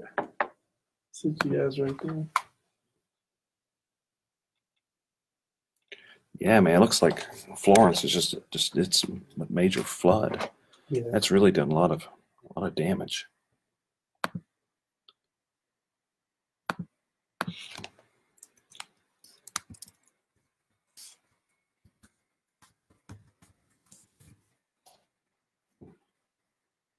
There we are. Traffic Center. Inbound side of the Southwest Freeway around Wesleyan. The backup stretching now from the West Park Tollway split. We also have heavy traffic on the West Sam moving northbound. That backup now stretching almost from Briar Forest, all due to the closure north of the Katy Freeway. I'm Stephen Foss in the 24-hour traffic center. This report is brought to you by Gallery Furniture. Mattress Mac Gallery Furniture saying you can't mark those big games on a frustrating backorder set. Go out there, other furniture stores, backorder set. Come to Gallery Furniture. Hey, fabric or leather upholstered furniture by Solid Furniture made in America. Gallery Furniture delivers today. This is Matt Thomas. If you owe $10,000 or more to the IRS, you need professional help. Top Tax Defenders. If you receive a letter from the IRS, don't ignore it. If you're being audited, have years of unfiled tax returns, or worse yet, you are being issued a wage garnishment or bank levy, you need Top Tax Defenders. It's simply too risky to fight the IRS without the knowledge and experience of Top Tax Defenders and their attorneys and tax specialists. Call them now, 713-489-7792. That's 713-489-7792 or online, toptaxdefenders.com. Opinions provided on the Eric Dick Show are for informational purposes only and not for the purpose of providing legal advice. You should contact your attorney to obtain advice with respect to any particular issue or problem. The opinions expressed on the Eric Dick Show are that of the hosts and guests and do not reflect the opinions of this station or iHeartMedia. When you've got big problems, you need to have a big, you need Eric Dick, homeowner insurance lawyer and trustee for the Harris County Department of Education. This is the Eric Dick Show.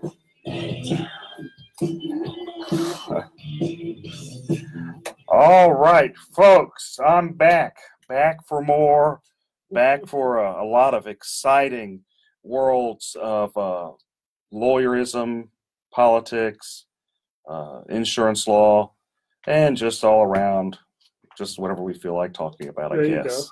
I have sitting with me today, Philip Paul Bryant of Kojic Pack and many businesses. Good afternoon. Good afternoon.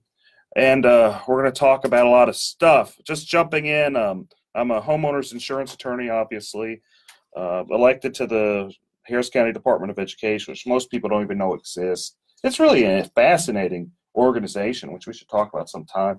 And so Hurricane Florence, that hit, and it hit big. Yeah. It looks like it was reduced from a Cat 5 with just crazy windstorms, maybe Cat 4 down to a Cat 1. But the big thing there, so you got 100-mile-an-hour winds. You got this just gigantic, like flooding event where you had waves, 80-foot waves, just enormous waves kind of coming through. I think they said nearly 10 trillion gallons of water is going to be coming in. Yeah, just a crazy amount of water coming in. And so, we experienced a heavy flooding event here as well with Hurricane Harvey. But so what I'd like to kind of talk about a little bit is what people don't realize is there's different types of kind of insurance that kind of play here when you have a flood event like we did have with Harvey and also with Florence. Florence seems like it's going to be just, if it's possible, worse flooding event than we had here with Harvey. But it's clear that it's gonna be bad, and I'm sorry for everyone out there having to go through that. But so what we can kind of talk about a little bit is your basic different types of policies, where you have your homeowners insurance, your typical your windstorm, fire, theft, that type of insurance. That's where you see normally advertised with your State Farm, Farmers, AAA, what have you. Then you also have NFIP, which is your National Flood Insurance Program. Now that's an interesting type of policy, and that is it's a government kind of funded, subsidized technically, which there gets all sorts of ethical and interesting questions on whether or not we should subsidize insurance. And there's a long history with NFIP. And in Texas and in other coastal regions, you have like some type of government funded or even government backed windstorm insurance, which we have Texas windstorm insurance. And there's some serious problems we've been having with Texas windstorm insurance since Hurricane Harvey. But looking at Florence, like it looks like it's going to be bad. I mean, Philip, did you see any of the articles or where how big this storm was? Because it was crazy. Yeah, absolutely. Yeah, it's pretty scary. And obviously coming out of Harvey last year, so we're just I don't know if there's a such thing as hurricane PTSD, but just seeing water and seeing all this stuff again just kind of scares you, and it's also kind of since we did experience it here firsthand last year, it kind of makes us also want to kind of reach out, donate some stuff. A lot of us have extra clothes and shoes and toiletries, and so I from the people I've been speaking with, just want to know how they can be involved and what they can do to try to help the Carolinas. That's right. So we got flooded really bad, and a person that really did a good job with the flooding in Harris County, we actually have here today, Chris Daniel, and he can tell us all about the flooding and just the craziness. Harris County District Clerk. That is Harris County District Clerk. 10 years, 100 years now, man. He's about 7.5, 8 years. And Eric, it's a real pleasure as your Harris County District Clerk to be here today, especially on your new radio program. Well, it's great for you to be here, and of all days, a day not far from whenever Harvey hit, and when we had this horrible tragedy in the Carolinas. And I want to thank you very much, because you did such a good job dealing with all the flooding in Harris County that I don't think anybody wanted, and no one wanted to deal with that job. And you did such a good job with that. Well, I appreciate that. And there's a lot of backstory that never got told by the media, not because they weren't trying to cover it, but because there were so many heroes and unsung heroes of Harvey. To put it in context for the listeners, as a native Houstonian, I've been personally flooded twice in the city of Jersey Village in 1998 and again in Tropical Storm Allison in 2001. And during Harvey, my own mother lost everything in her home in Friendswood as 5 feet of water descended into her house. And it is an unfortunate experience of mine to have to deal with flooding in Houston, especially with the Memorial Day flood and the Tax Day flood, and how we practiced our disaster plans from both those floods and managed the courthouse and managed the dockets and managed canceling jury service and getting the word out to the public that, hey, do not drive into a high water, turn around, don't drown at the courthouse. And all that prepared us for Harvey, so that when other agencies had not yet practiced their disaster plan, we were already set up days before with emergency computers and equipments and generators in the various places where we were supposed to be for emergency court. Well, you guys still, sorry, Eric, but you guys still have a lot of house guests as a result of Hurricane Harvey. I know the criminal court judges and team is hanging out in your building. How does that feel, and what's the plan there? It's a new normal, and we are all getting along now. There were some growing pains initially. I mean, let's be honest, we had one judge. Hi, this is Eric Dick, and I think it is important that you know your rights. If your homeowner's insurance company has denied or underpaid your claim, you have the right to hire an attorney. You have the right to call me for a free consultation at 833-7-RIGHTS. That's 833-7-RIGHTS. Don't let your homeowner's insurance company take advantage of you. Call me today at 833-7-RIGHTS. Has your homeowner's insurance claim been denied or underpaid? Call Dick Law Firm at 833-7-RIGHTS.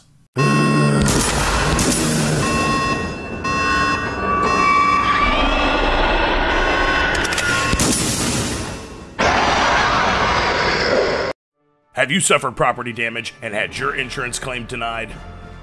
Hurricane Harvey may be the most costly storm in history. And if your home was damaged and your insurance company did you wrong, well, this is America. We have rights. You have the right to hire an attorney and sue them. You have the right to call me for a free consultation at 833-3-HARVEY. That's 833-3-HARVEY. Don't let your insurance company take advantage of you. There's always hope. Call me today at 833-3-HARVEY.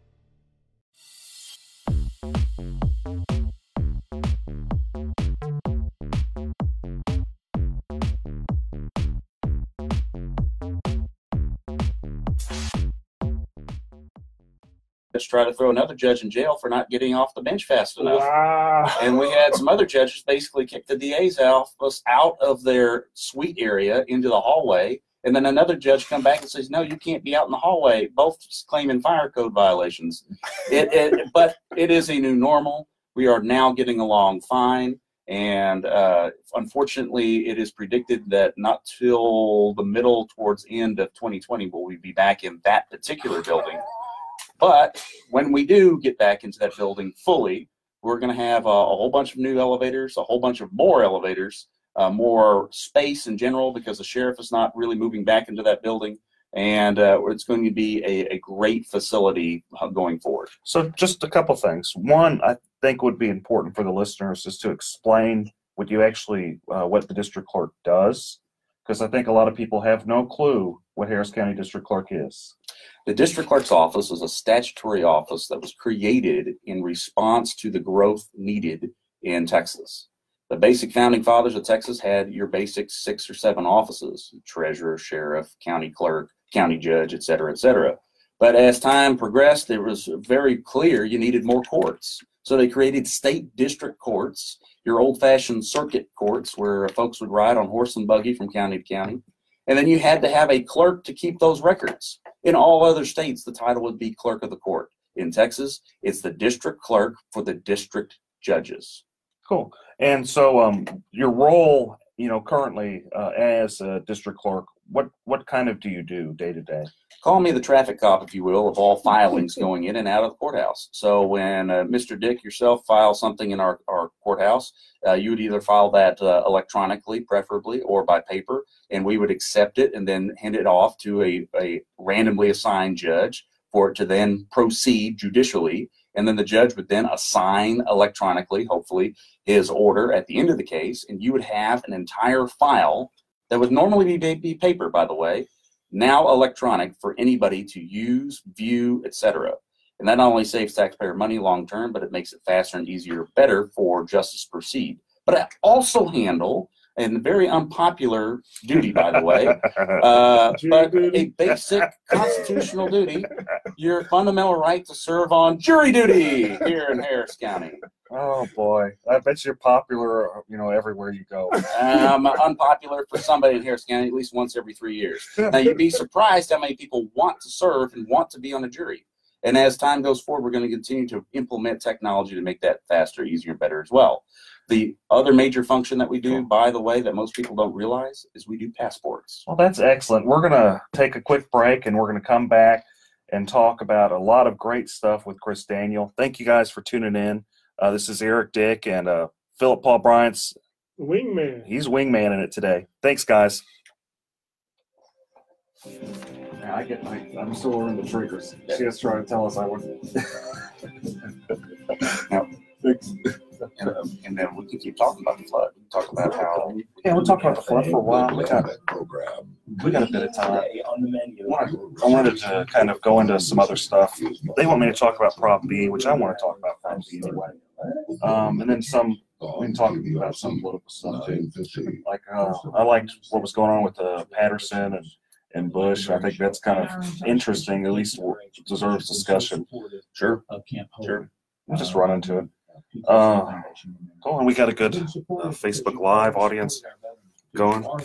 You're the family members of veterans, you're the supporters of veterans. I want to thank all you small businesses out there. Oh man! So you made it. Whether you got cash or well, that 16 curve. Once I got trapped, having to go in that one exit, I was toast. That's the weekend too. It's bad. It's worth it. With PTSD, have a place to go. So they got you in. They just let you right in. It's 877-717-PTSD.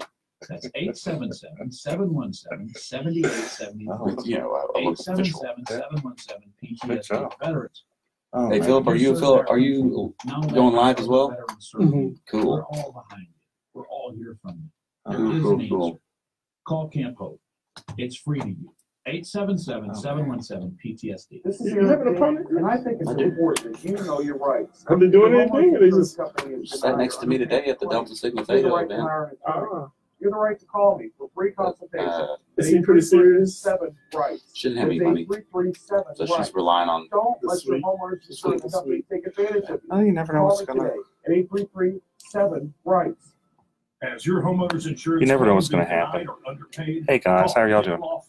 You never know what's going to happen. I think we can talk about that some. Well, occasionally I like to stop and just say thanks. And you've done, to be fair, for us. Up and down, left Our and right. friends at US Coins have been really sponsoring the show. I'm not saying you are, but what we can talk about is like the connection you've done, use social media, interact more with all the lawyers, use their information, family, US Coins, kind of try to coming in, change. you're bragging on the show, and we appreciate it. You're having a great experience. US Coins, I-10 outside the loop. 713-464-6860. Come on, yeah, we're piloting that right now with David Sparscore. You want me to talk about that? Yeah. Tax defenders. If you receive a letter E-resets and e-hearings. If you're being audited, have years of unfiled tax returns, or worse yet, you're being issued a wage judgment or bank levy using top tax defenders. It's simply too risky to file the IRS without the knowledge and experience of top tax defenders and their attorneys and tax specialists. Call them now, 713-489-7792. That's 713-489-7792 or online, toptaxdefenders.com. Try new endless pan pizzas at Seasons, available in both Meat Eater and Supreme. Now are we allowed to talk about the Texas Lawyer Facebook page since that's not political? That might be instead of Burgess. She wants to come up here. She can. I don't care. I'll talk to Marilyn.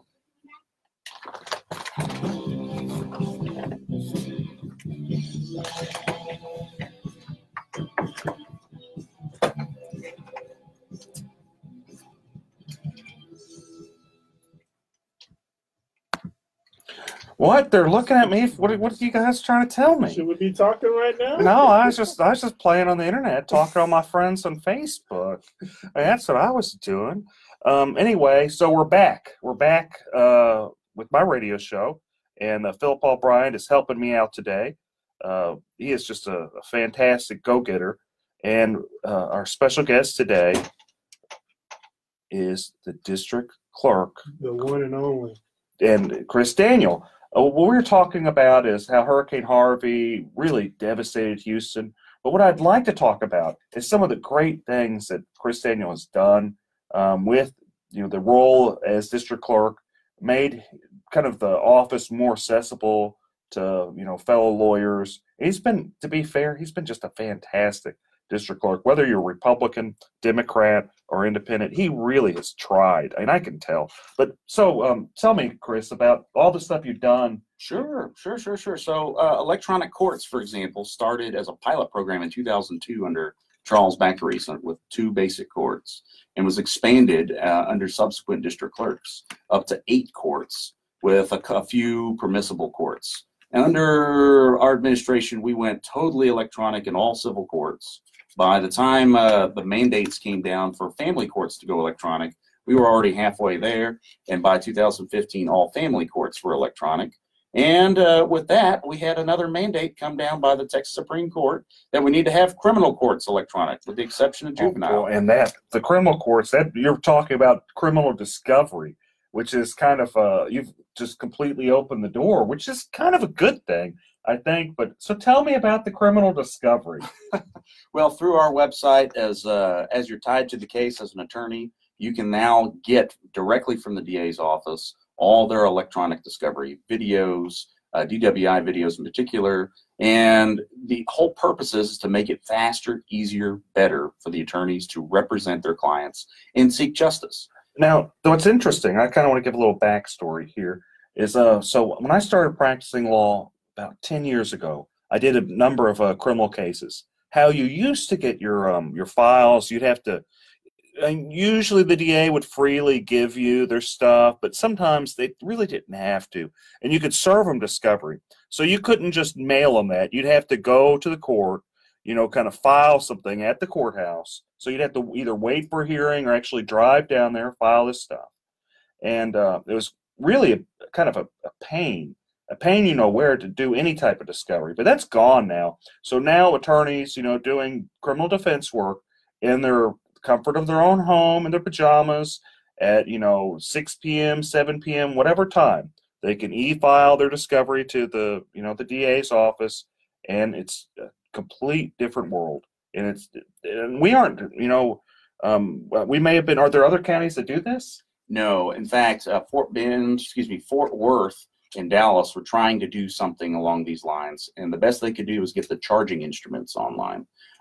Which is also part of our ongoing process, because not only did the Supreme Court mandate that something be filed electronically into the case, but we recognized that to be totally electronic, we had to have all facets of justice electronic. That includes e-warrants, e-subpoenas, e-citations, and so on and so on. So I just want to kind of step back. You're saying no other county in Texas out of the 254 counties does electronic discovery for criminal cases? Not that to my knowledge. Most counties are accepting electronic filings per se, and then going behind the filings back and printing it out on a printer and sticking it in the paper file, which defeats the whole purpose of electronic filing. The goal is to not only be faster, easier, better, and more indexed so that the attorneys can do a basic Google search on their own case and find rapidly what they need to represent their client, but to save taxpayer money. And be environmentally friendly as well. Well, that's a token benefit, because when you're saving trees, you're also not having to pay for all that toner and printers and paper and so on and so on, plus personnel. Well, it just makes basic sense. Easier access to justice, cost people less money. But it's also a safety issue. When we implemented e-subpoenas, that saved 32 positions for the sheriff's office to then put back into the courtroom as bailiffs that no longer had to process subpoenas, because it was a automated electronic process. And that came vital, especially after Harvey, where we were doubled up in the courthouse. Well, that's fantastic. Yeah, you've really done a good job there. So how about where you've tied in social media to the district clerk's office? Why don't you talk? I have a love-hate relationship with social media. My first race was for the Board of Trustees for Lone Star College System, of which I won, and I beat the board chairman by using a little-known website called MySpace. And MySpace was revolutionary at that time. And now we're having Facebook and Twitter and so forth, and I have attorneys even contact me on LinkedIn and Nextdoor, the app.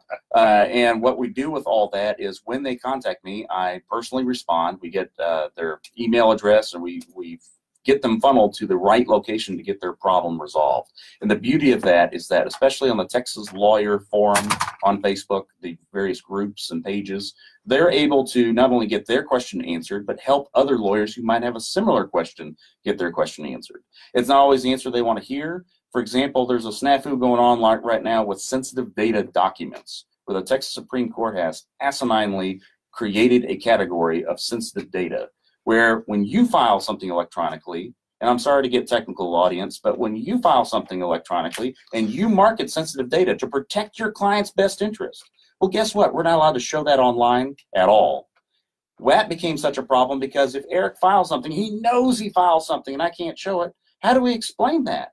So we created an electronic index that at least showed that it had been filed, but you still had to download and view elsewhere. You couldn't view it online. And that has created a whole bunch of headaches for lawyers out there with this new restricted category. But again, that's just trying to solve the Supreme Court's problem for them. Well, it sounds like you've done the best you can do. Yeah, so he also implemented passports in his building because that wasn't done before under I think Jackson. That wasn't done under any district clerk in Texas, except for in Harris County, except for the surrounding counties. And so we decided to take the bull by the horns and say, look, Stan's right here with his birth certificates. Why can't we just finish the gap and come up with a passport service?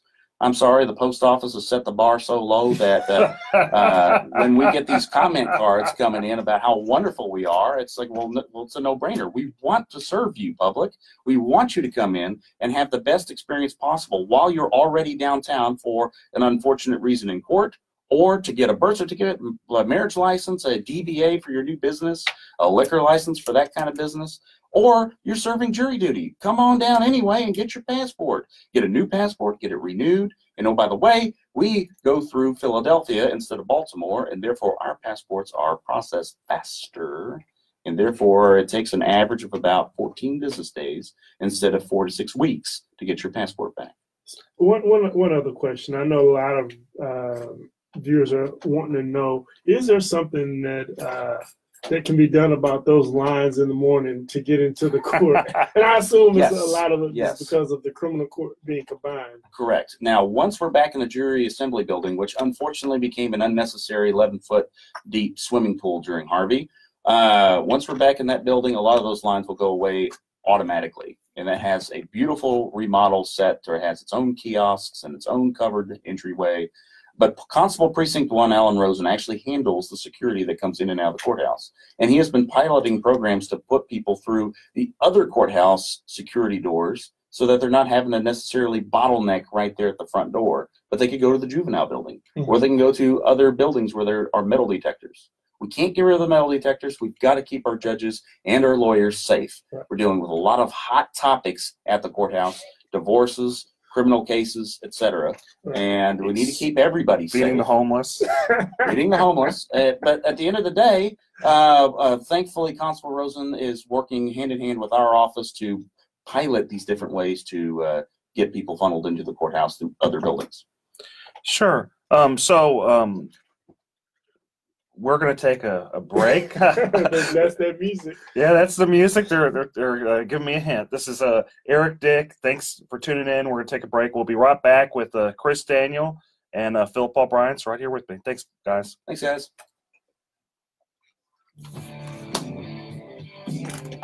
Too fast? Too much? No, that's fine. Wasn't too technical, was it, Brian? Yeah. Some people are you still talking about MySpace? You're talking about what dial-up internet back then? Tom was a fan, man. Yeah, you just talking to close your MySpace account, by the way. Is it still up? I thought I deleted it. I deleted it 10 years ago. Oh man, I never had a MySpace. That was for musicians or something. Oh, back on Facebook Live. I'm gonna talk some. Feeding Rocks. Can't in good conscience let a hungry person starve. Feeding Rocks. Help us legalize charity.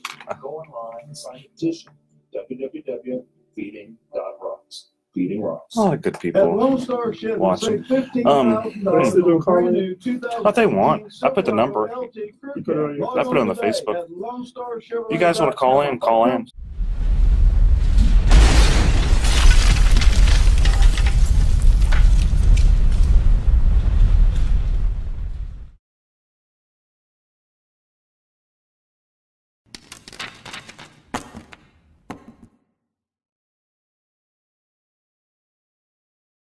Property damage from Hurricane Harvey is devastating. That pain has been made worse by your insurance company underpaying or outright denying your claim, sometimes without even inspecting your home. I'm attorney Eric Dick, and it's my job to make insurance companies accountable. If you feel you've been taken advantage of by a greedy insurance company, call me today at 833-3HARVEY, 833-3HARVEY. That's 833-3HARVEY. Call me right now.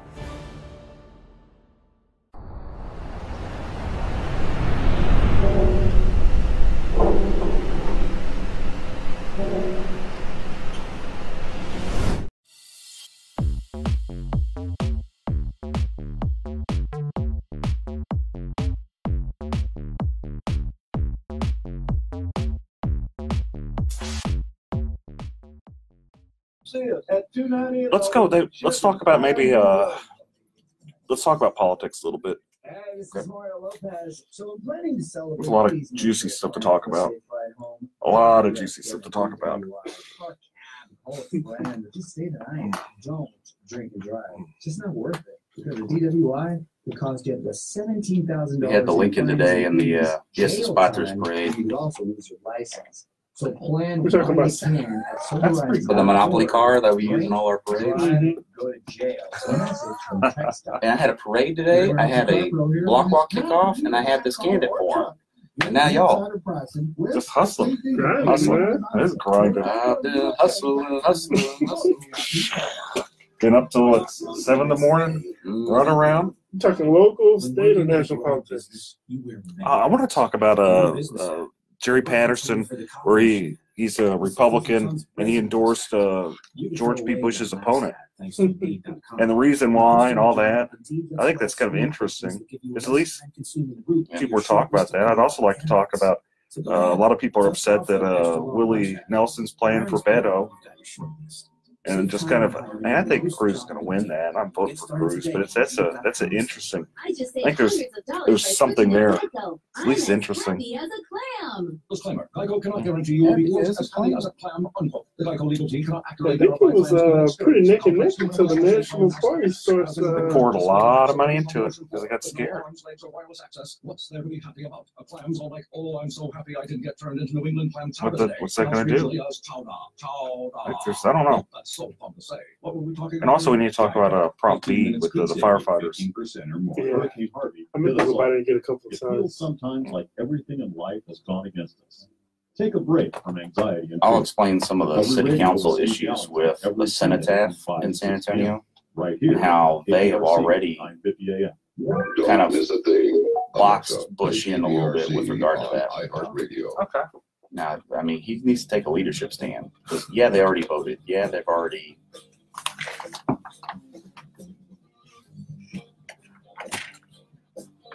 I think they're hey guys, I'm back. Okay, so we got Chris Daniel here, we got Philip O'Brien, and let's talk about some politics. I know everybody loves talking about politics and maybe some gossip, and let's see where it goes.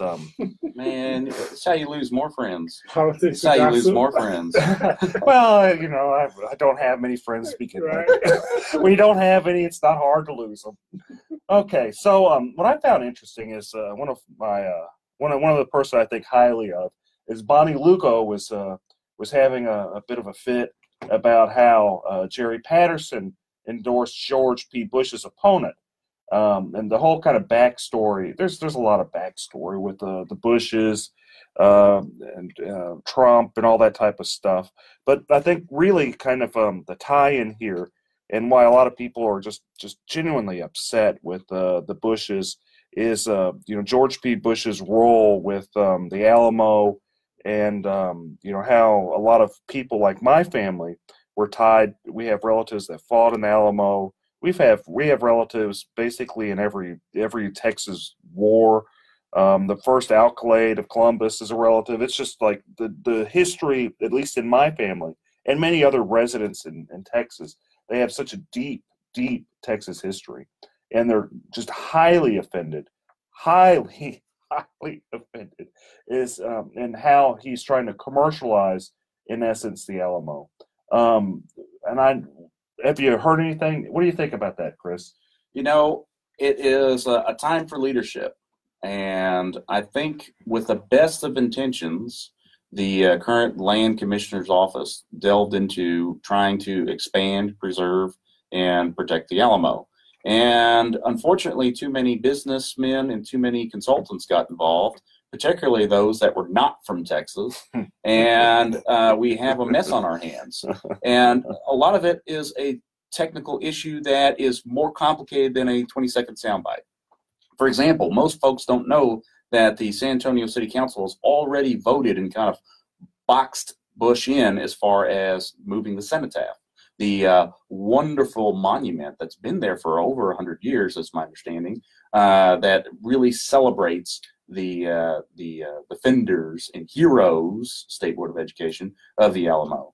And what the problem with that is that once they have by ordinance said that you shall move this, unless he steps up as a leader and says the dickens with your city council ordinance, you know, it looks like he's kind of kowtowing to what they're demanding, what this Democrat city council is demanding. Well, I mean, it is that, and that's true. He doesn't seem to really. It's a time for leadership. He's not. He doesn't seem like he's listening to his supporters. At least he's not listening to, you know, people in the Republican Party that have deep, you know, Texas roots, that just kind of have an emotional connection to you know, all this historical type of stuff, especially in an environment where we're looking at, you know, maybe removing Sam Houston's statue, which I strongly disagree with. But you have that type of environment, and a lot of people are emotional about this. This becomes a reduction to absurdity, reductio ad absurdum, to make a legal term. And at some point, we are doing our children, our grandchildren, our posterity a disservice by destroying history. And in some cases, it is better to preserve a bad history in place as a warning than it is to just destroy it and whitewash it and sweep it under the rug. But then I agree with that. I mean, that's a completely different topic. If you're talking about Confederacy and the Civil War, that's a completely different topic. You brought that up. I was just talking about history in general. But if you're talking about Texas history, it's like something just vastly different, because you had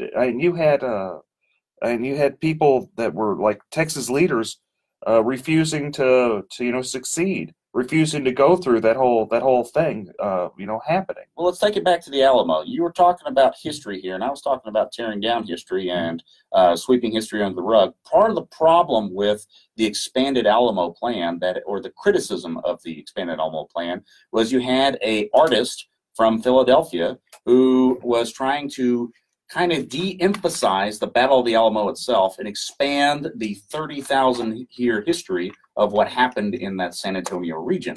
And the problem is that that's not why people come to San Antonio. They don't come to San Antonio even to find out more about the Rough Riders, who were trained in the backyard of the Alamo, who were key and vital to not only the future of President Theodore Roosevelt, but also the Spanish-American War. They come because of the Battle of the Alamo, the icon of the battle.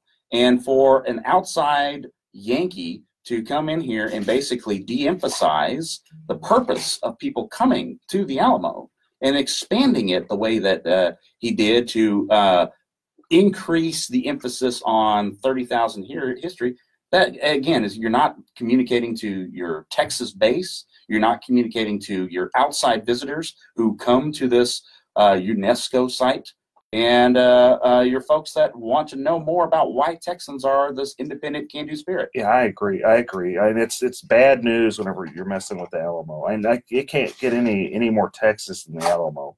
People jump up and down. They have a strong emotional connection. But how about the fact that Jerry Patterson, a pretty well-known, you know, in a lot of different pockets of the Republican Party, you have him actually endorsing a Democrat, which is, a big no-no. But and what do you think about that? I think he's making a statement. He must also be aware that he's never going to run for office again, because when people cross party lines to endorse Democrats, particularly in a race that's clearly going to be won by the Republican, you're committing political suicide.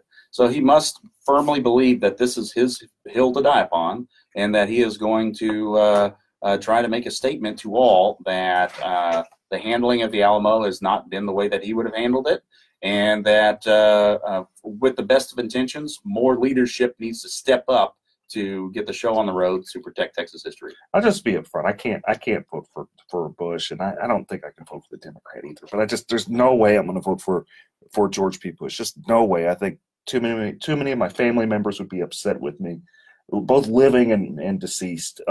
But so do you have any opinions on the Alamo, Philip? Yeah, well, I think I was more concerned. I won't say concerned. I don't necessarily accept the fact that it would be political suicide to step across the aisle. I think in our PAC, Houston Area Coaching PAC, we do this on a regular basis. I think you have to judge and look at the candidates for who they are, what they stand for, their background, some of their vision as well. Because I know Democrats that love Chris Daniels. That's true. That's true. And it's not necessarily because he's a Republican. It's because they think he knows what he's doing. They believe in the direction he's taking the district clerk's office, and it also works on the other side as well. Republicans just can't vote for someone just because they're Republican. Democrats can't vote for someone just because they're Democrat. I know we say it every election cycle, and I know every election cycle they go in and they just click that straight ticket candidate. But I think we have to go down ballot, look and see exactly who's on the ballot, what they're standing for. And a lot of it is kind of hard because you got 70 or 80 different elections, just for the judges, and then you got 75 judges on the ballot. We set the Guinness Book of World Records at one point for having one of the longest ballots in North America. Right. So I know it's difficult to do research on a couple hundred candidates just to go vote, but it's our civic duty. People sacrifice for our right to vote and sacrifice to get there, and it does them justice because these people do affect our daily lives, whether we like to admit to it or not. So to be fair, I don't disagree with anything you just said, Phil. I just think that for Jerry to make such a bold statement in a statewide race, he must think that he's not going to run for anything in the future. Now, there's a maxim that my favorite state rep from Kingwood has to say, Dan Huberty, which is if you're explaining, you're losing. And where George P. Bush has himself in the corner right now is that in order to explain this very complicated and very hot topic of the Alamo and where its future is going, he has to go very detailed into a lot of technicalities that the listeners aren't willing to take the time to read about or listen to about. And when you're explaining, you're losing. So we're talking about statewide races. Let's go to another race that's kind of a bit controversial. Is the Ted Cruz versus Beto. And I find that interesting. You have the National Party, you have Trump coming down supporting Ted Cruz, but you also have Willie Nelson, who's having doing some stuff for Beto. You have a bunch of national money from the Republican Party being poured into Ted Cruz's race because there's genuine fear that he may lose the race. I kind of am. I doubt it, but there is truly genuine fear around a number of pockets. And you also have the polling kind of tightening. One poll at least had it one percentage vote away.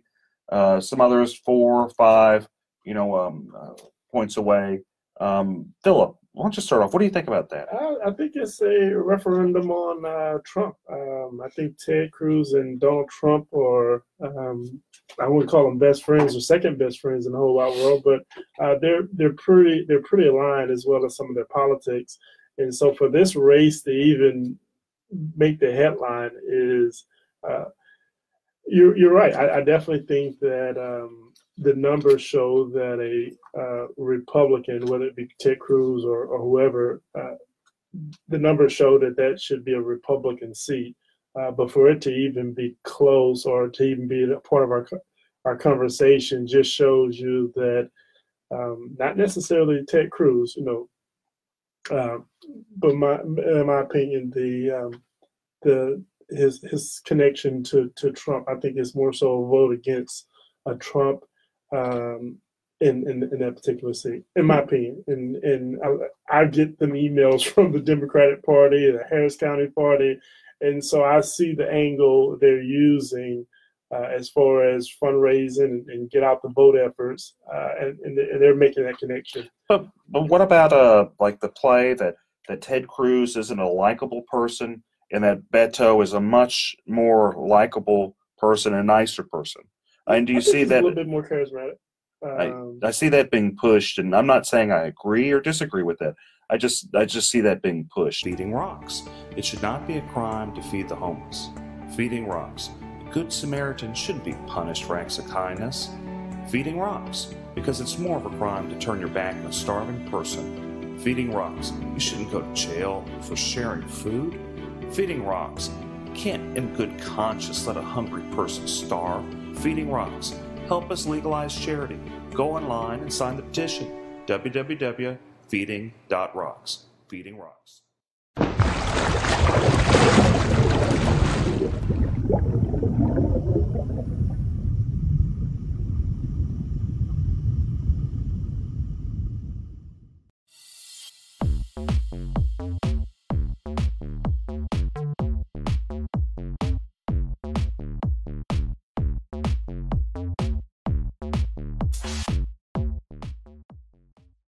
What do you think, Chris? The reason why the National Party is concerned about this race is they're seeing what I'm seeing, where Beto has a rally in Grimes County, Texas. You know what's in Grimes County, Texas? Bunch of cattle and a company that builds the most drill pipe in North America. That's it. And here you have 400 people show up to a rally in Grimes County, Texas.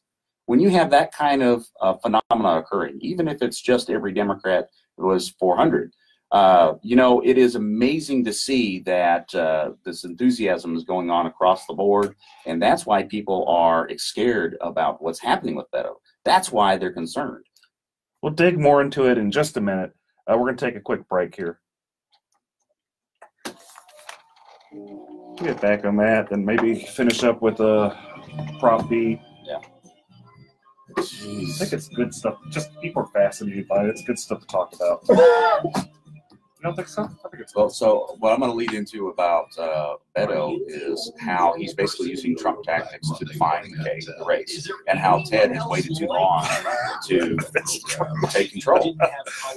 Well, winding people up, get along and live. I don't know what's going to happen with that. I think it's more fascinating than anything. It's that time of the year. Well, then I'll follow that with getting technical about straight ticket voting and how that's true. Beto is a threat, because if a Republican votes for Beto and they don't do the normal thing where you pull the lever and then change your vote, then they're going to have to vote all the way down the ballot. And after 75 judges, they may just forget to vote for their county judge. How about 2 years from now? Because that's going to happen in 2 years from now. That's right. That's right. And frankly, you don't. If you owe $10,000, All right, if you want to make that, I see the pitch. You had to go down the Confederate statue thing, huh? I wasn't talking about that. I had to go down on it a second. I had to go down on it a second. I had to just kind of flirt with it. Just see what. I had to go with it for a second. That's a no-win. There are people winning on that. No, we didn't go into too deep. I had to go there for a second. I'm a sucker. Just the salt is just blowing up your phone as we speak. And I think it's important that you know your rights. If your homeowner's insurance company is denied or underpaid your claim, you have the right to hire an attorney. You have the right to call me for free consultation at 833-7-RIGHTS. That's 833-7-RIGHTS. Don't let your homeowner's insurance company take advantage of you. Call me today at 833-7-RIGHTS. Has your homeowner's insurance claim been denied or underpaid? Call Dick Law Firm at 833-7-RIGHTS. Hurricane Harvey hit us all. It feels sometimes like man, life has gone against us. Take a break from anxiety and fear. So we had a From the 2-week radio break. with Steve Yeah, Allen we'll be back on every this Sunday more. from 5 to It's 6 kind of p.m. fun. Right How here long's your on show? WRC Just an hour. 50 AM. Oh, we're almost Marketing gone. a growing We're almost business, you wear many Finish it up. hats. That's The all new right. business Finish it up. the buying toner for the How about company 12 more share, minutes? the sifting through tons of resumes hat. You can throw away that last hat. Yeah, at it is. Indeed.com. I just don't think I And have posting the your job commitment with or energy Google to screener questions do that much give you more. less time-consuming route to a short list of qualified candidates. But now you know it's tough for all these radio guys. I mean, think about Michael Berry having to come up with an hour every day. Yeah, but he also doesn't have a job, and not elected. That's all he does. I His just job saved is. hundreds of dollars by switching to He's a good guy, Geico. but it's I'm just as a lot. happy as a clam. Disclaimer. I don't necessarily want to be a radio personality. It's fun. I enjoy talking about stuff. Enjoy all the friends. Yeah, you Facebook. missed out meeting Steve Johnson from Oh, KLOL. I saw. Yeah, Danny wanted to go out. I can only do so much. Can only do so much. What were we talking about? Mm. Geico. 15 minutes. Get lost. And he was nearby. When he the other side of the street. Okay. Hey guys, we're back. We're gonna wrap this thing up. We're gonna put a nice, good, tight bow on it. We were talking about Beto's race with Ted Cruz, and Chris Daniel was pontificating on, as he does from time to time, on some very interesting and intellectually stimulating, views on that race. You want to go back and? You betcha. You know, with Robert Francis O'Rourke, the Irishman from El Paso, he is defining his race the way that Donald Trump used the media against the Democratic Party. And he is defining his race in such a way that Ted Cruz has waited way too late to get back on offense and to take the definition away. And so now you have Ted Cruz basically scrambling, whereas before he was almost kind of refusing to debate Beto. Now you have Beto saying, hey, I'm too popular. I'm on this show, on that show, and national media here, national media there. Why on earth would I waste my unearned popularity to lose it all in a debate to a clearly master debater that would be very, very good at basically dissecting and eviscerating Beto on any number of topics. At this point, it is a ground game, and there's going to be a lot of national media coming in. But here's my concern, Eric. With Philip Paul Bryant votes straight Republican normally, which I know he doesn't, but if he were to, and now all of a sudden he's enamored by this John F. Kennedy-esque candidate on the Democrat side, so he decides to vote for Beto. If he doesn't do the educated thing, which is to vote straight and then circle back and vote for Beto, if he goes one by one, by the time he gets halfway down the ballot, he may say, the dickens with this, I've got lunch, I've got plans, I've got to get on a radio show with Eric Dick, and decide to quit voting.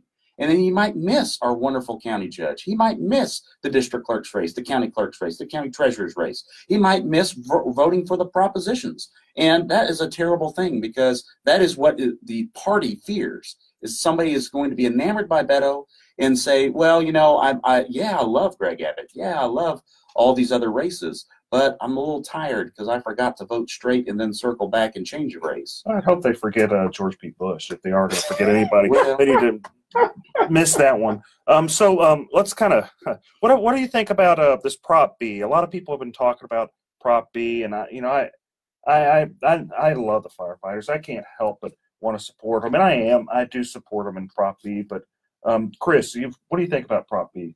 You know, as a non-resident of the city of Houston, it would be a shame for me to communicate on this, but I'll go ahead anyway. I'm basically supported by the base of both sides. I'm openly endorsed by HPLU, full disclosure, and I hope to get the endorsement of the Firefighters Union as well, because I'm already endorsed by the rest of their AFL-CIO brethren. At the same time, I understand why we got to where we are. We're in a situation where the cops have been basically screwed with by the various mayors since Mayor Lee Brown. And these issues didn't go away. And so they came up with a legislative solution to help them. They invited the firefighters to the table, but the firefighters had their own program going on and their own plan. And whether that was a good plan or not as good of a plan, whether they should have played nicely with the police officers or not, is water under the bridge, because now we're at this point in present time. And they have decided to take this to the people as a legislative solution instead of going to the Texas House like the police officers did. Whether that's the best plan or not, again, I don't live in the city of Houston, so it'd be dishonest of me to go further, but I want the folks listening to understand that we arrived at this because of a lack of leadership at City Hall. Period. It's not Sylvester Turner's fault. It's not Anise Parker's fault. It's not Bill White's fault. It goes all the way back to Mayor Lee Brown. I think it goes before that, but I don't think it. I think, okay, let's kind of take a step back. You've got firefighters making $27,000 a year, which is not very much. How much? $27,000 a year. Is that starting or added? That's starting. Wow. You start at $27,000 a year. And I know there's arguments, okay, they only have to work 2 days a week, but they have to work 24-hour shifts on those 2 days a week. Good luck finding another job. And sure, they have benefits, but you talk about a job where you're running in a fiery building. I think people need to, whenever I ran for mayor, every time I've ran for city council, I've always followed Orlando Sanchez's, motto. Pick a few things, do a good job at it. Public safety, infrastructure, basic city services. That's where you want to spend your money on. Under public safety, you break that down. That's the firefighters. That's the police officers. We want them to do a good job. We want them funded to do a good job. And though I love parks, and I live next to a park, ride my bike on a park, I'd rather be safe and have firefighters, come to my house. Hey guys, remember I support you whenever my house is on fire. Remember I support you. I'd rather them come to my house and make sure we're safe, make sure my daughters don't burn up in the house, because that would break my heart. And that'd break almost anybody's heart if their house, burns down. But my point is this. If we're talking about being, conservative, at least fiscally conservative on, with the city of Houston, spend the money where we say we're supposed to spend the money. Spend it on the firefighters. Take care of the firefighters because we need them. At the minimum, if people are, feeling spiteful towards Sylvester Turner, it's kind of a spit in the face to vote for, this, because it limits, it kind of forces Sylvester Turner to spend more money on the firefighters. So I strongly support it for a very, very, very large amount of reasons. Some of them, full disclosure, my dad was a firefighter, a captain and a senior captain at a number of, I think, two 66s and 67s. So I'm just inherently biased towards firefighters. But on the other hand, as a Republican, as a conservative Republican, I can't help but, it's one of the things we should be doing. Philip, what do you think about that? Yeah, I definitely think that you have to support the firefighters. And I think they're just basically asking to be on par with their counterparts at the police department, if I'm not mistaken. So you have to support the firefighters. If they need raises, give them a little extra money. I think initially were asking for 3%, but they just were just backlogged from prior years that now they're asking for a larger percentage to try to make up for past years. And if that sends the city, puts the city in a position where they don't necessarily have a revenue to cover it, then that's going to force them to look at other programs and other possible wasteful spending to try to accommodate for that. And so I support the firefighters. I think there also is going to be another proposition about the drainage, the rain tax. The rain tax. And so, from what I understand, that the courts aren't going to make them refund that money back to the residents, but they're going to allow them to be a little bit more clear on the language. And so, the city has some explaining to do in this municipal election cycle. Well, just as a final word to the listeners, I just want you to understand that after this proposition is voted for or against, with regard to the firefighters, that this problem is not going to go away. Right. We got to this problem because the city was upside down on its budget, and various mayors and city councils have tried creative solutions to solve this to no avail. The cops ended up going to the legislature to try to seek a solution. The firefighters are going a different direction to seek a solution. With regard to the drainage tax, stay tuned. Stay tuned. Thanks, guys. This is it. We'll see you. I'll see you next week. Same bad time, same bad channel. Thanks very much. You guys have a great weekend. That was my diplomatic answer. That was very diplomatic. Thanks, guys. We're heading out. But it's the truth.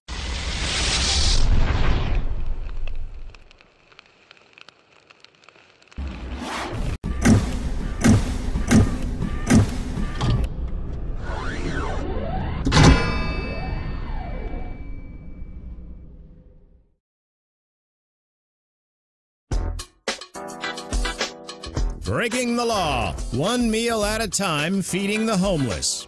It is morally wrong to make it a crime to give food. A Houston man who feeds the homeless because of his faith is suing the city, challenging the established charitable feeding ban. The often debated ordinance has banned sharing food in public groups of more than 5 people without city permission since 2012. The city says you can give food to 5 people, not 6. What are you supposed to tell the 6th person? I met my quota today? The city wants to dismiss Philip Paul Bryant's lawsuit. That's a crime? What does this world come to? It's a sad day whenever trying to prevent a fellow human from starving is a crime. The city says the ordinance aims to curb trespassing and littering, both of which were already prohibited in the municipal code prior to the passing of the ordinance. While some Houstonians are in support of the lawsuit, I really hope he wins his case, and I really hope they lift those sanctions so we can be able to give more to the needy. So if you're willing to help more than 5 homeless people, you should be able to do that. Some even challenge the city's support of their citizens. The city isn't going to take care of their homeless people. That's their people. Somebody got to take care of them. So why can't we take care of them? A question Houstonians will continue to ask as long as the ban remains.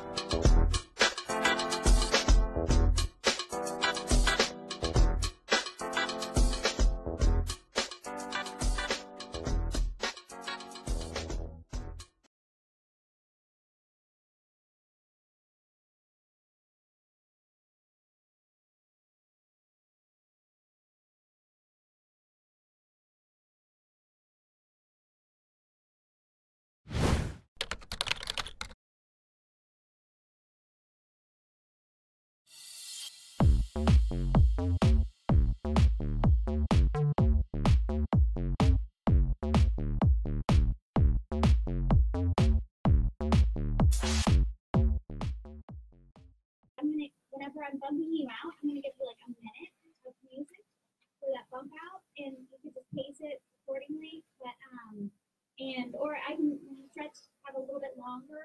Just depends on how you want to. So as soon as we hear the music, it's gonna be 1 minute to start transitioning to the break. Yeah, I'll do it. I'll try to do it smoothly and quickly. High Tech Tech Team Show. Have a great safe Saturday. We will see you right here next week too, and on hightechteam.com. But right now, my show is over.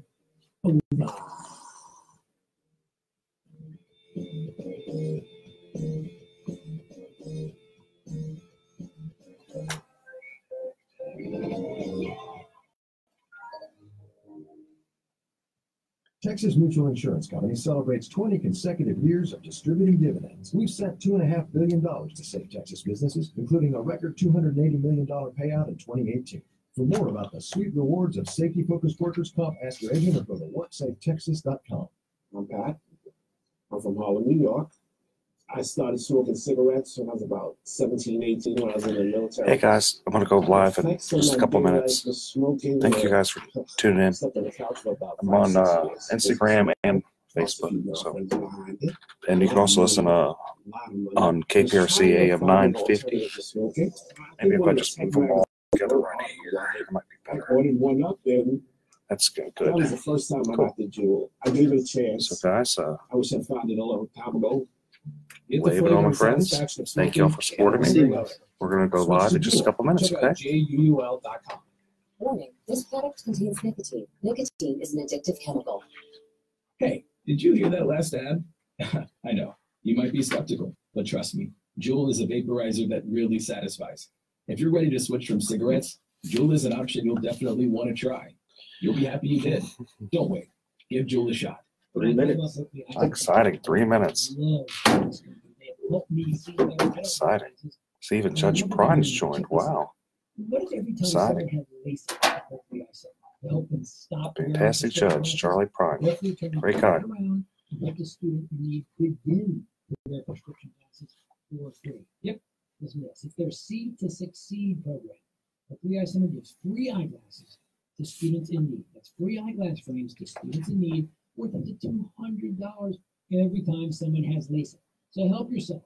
Oh, by the way, and a student in need, help me see better by calling 713-526-EYES. 713-526-EYES. And ask about what 3i Center's Seed to Succeed LASIK offer. And so do something for yourself. All right. You know, so if anybody tries calling me in the next hour, I'm not going to respond to text unless I feel like it at some point. I don't know yet. Seed to Succeed. 713-526. When the need for senior care arises, there's no place like home. Your loved ones should never have to give up living at home. Visiting Angels will provide home care for your mom or dad at home up to 24 hours per day, including personal care, meals, and light housework. You'll select your professional caregiver with Visiting Angels. Look up visitingangels.com or call 877-374-LIVE. That's 877-374-LIVE. Oh, Justin's giving you a holler out. Visiting Angels, America's choice in senior home care. Win your way to our 2018 iHeartRadio A lot of great people. Justin Timberlake. I'll take America West far. I haven't seen him in a long time. Hosted by Ryan Seacrest, September 21st and 22nd at T-Mobile Arena in Las Vegas. Okay. Going live and oh geez, almost there.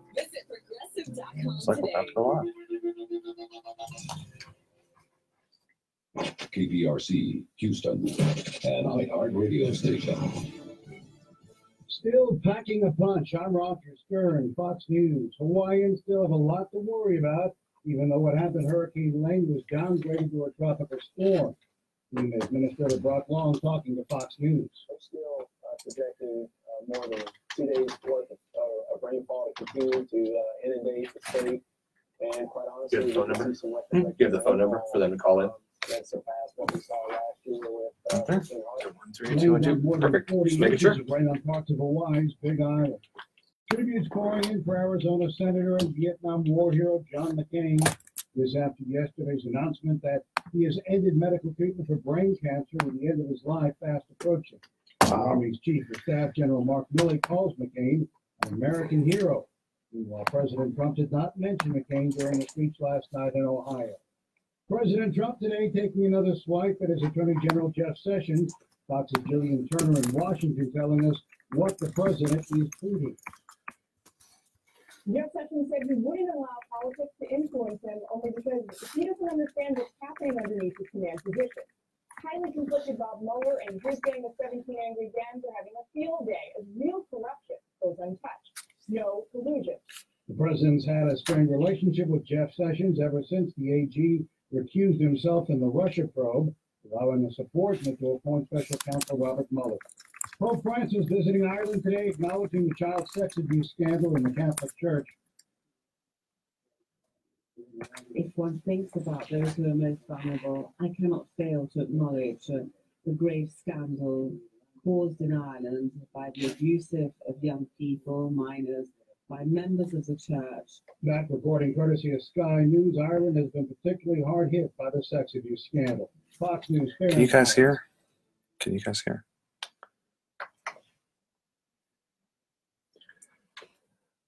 My mic's on, right?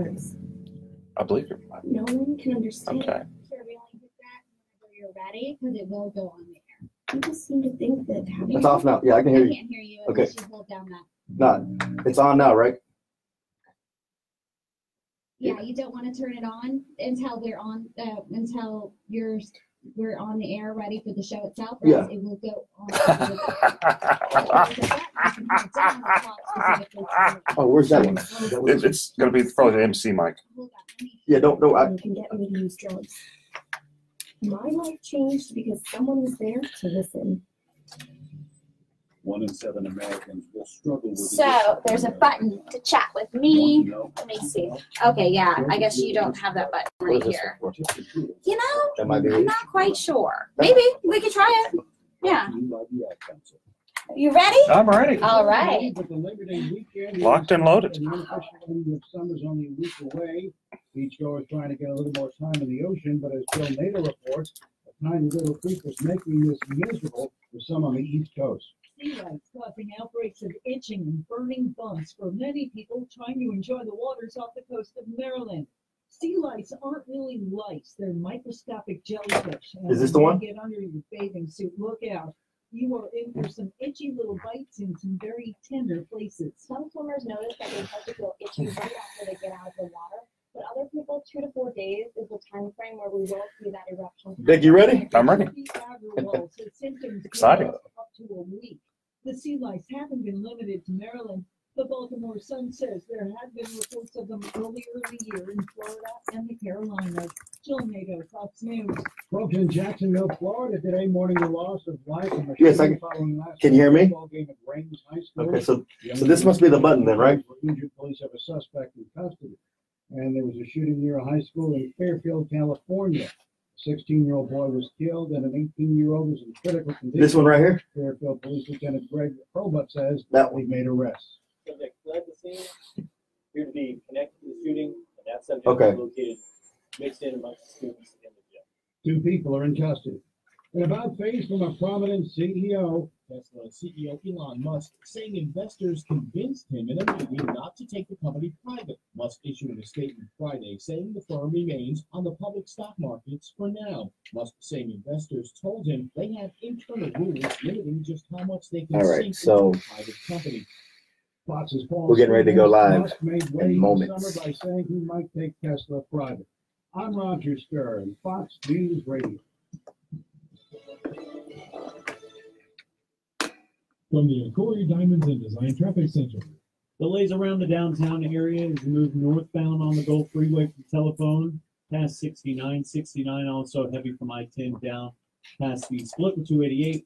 And you also have slow traffic on the outbound side of the North Freeway from 410 up to Tidwell. I'm Stephen Foss in the 24-hour traffic center. This report is brought to you by Office Depot Office Max. If your back-to-school shopping list is testing your budget, the answer is shopping at Office Depot Office Max. From pencils to laptops and everything in between, you'll find low prices all summer long online, on their app, or in-store at the place that's serious about supply. Houston, Texas. There's a new sheriff in town when it comes to buying cars. Give me the VIN.com. If I don't beat a CarMax offer, I'll send you a check for $100. Period in the store.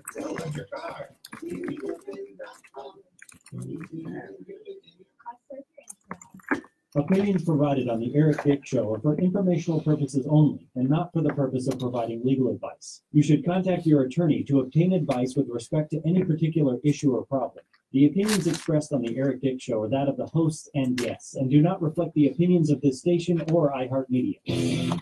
When you've got big problems, you need to have a big, you need Eric Dick, homeowner insurance lawyer and trustee for the Harris County Department of Education. This is the Eric Dick Show. All right. Thank you guys so much for joining me today on the very first ever Eric Dick Show. Exciting with yours truly as a guest. I have my wingman, Chris Carmona. Hello, hello. Another fantastic attorney in the Houston area. And we are going to talk about a lot of really exciting stuff. I know, I really get excited when I talk about homeowners insurance. I know you do, man. And, you mentioned homeowners insurance, and, it's hard not to mention the end of August and then to think of the end of August last year, what we had with Harvey. Oh, how can I forget Harvey? Oh, the storm that overwhelmed me. Let's start talking about Harvey, because it was an interesting time in Houston last year. We're talking, and this is almost, I think tomorrow's the anniversary. Yeah. I think one thing, if we're just talking straight up with Harvey, that people need to know that a lot of people don't understand is if you do have I'm going to start going lawyer here, so you guys are going to have to forgive me. I'm going to start. It is a legal show. It is a legal show. I'm going to start dropping information that's pretty important. So if you have a flood insurance policy, I commonly refer to it as NFIP, National Flood Insurance Program. It's really important that you file your proof of loss by tomorrow. Well, actually not tomorrow, by Monday, which would be the 1-year anniversary. If you've already filed a proof of loss, no big deal. But if you haven't filed a proof of loss, so let me kind of back up a little bit. If you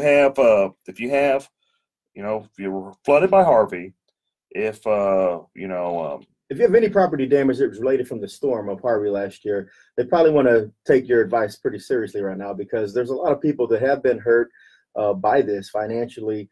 And it's been a long process, with FEMA not being responsive as we thought they were going to be, with the city, with different charity organizations. Some people just have no help coming to them, right? And so if they need legal assistance, what is the pathway that they should have been following? And it's not too late to still go on and get this done by the deadline of the 1-year anniversary, right? For flood, if you're talking wind, if you're talking other stuff, it's different. But for flood, if you have a dispute as to your loss, it's pretty much Monday's the deadline to file your proof of loss, and you absolutely have to file a proof of loss. After you file the proof of loss, you can go back, you can dispute it, you can whatever, you can have your fight, but you have a 1-year deadline. Usually it's like 30 days or 60 days, but they extended it to 1 year. So you have to file that proof of loss if you have a dispute with your flood insurance policy.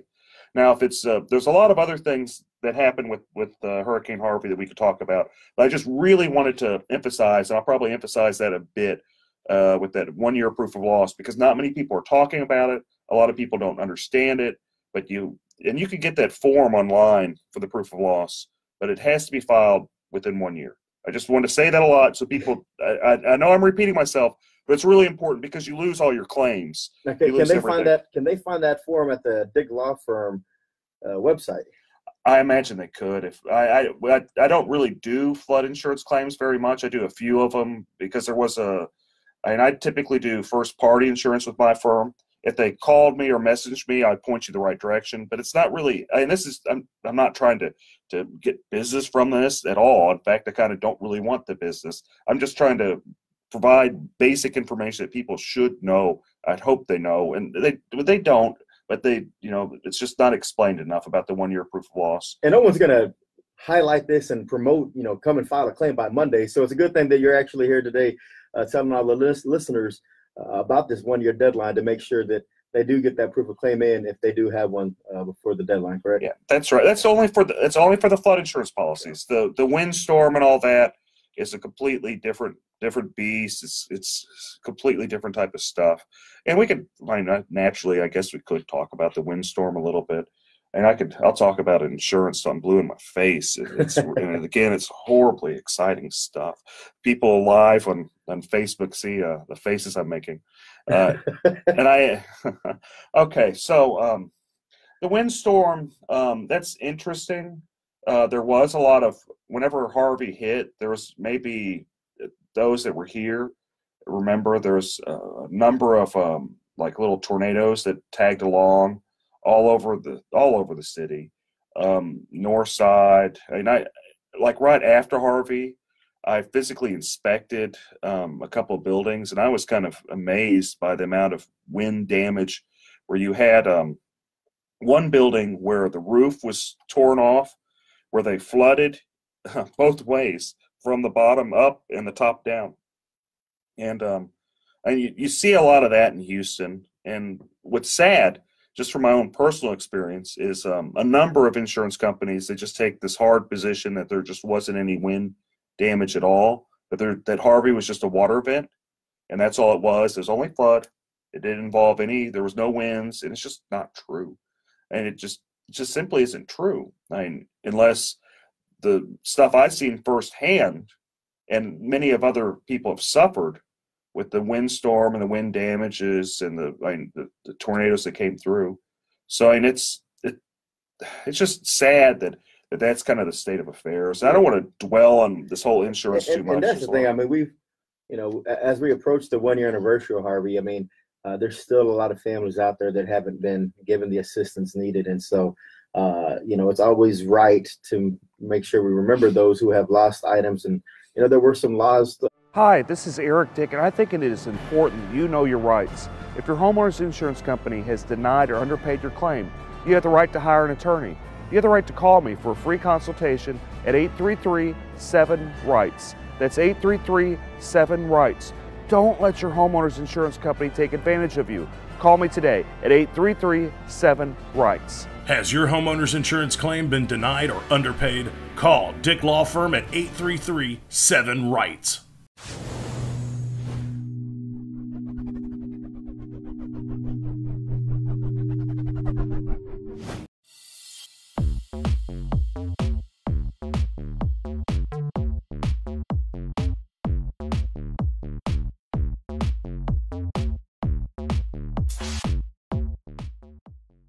Lives in Harvey as well.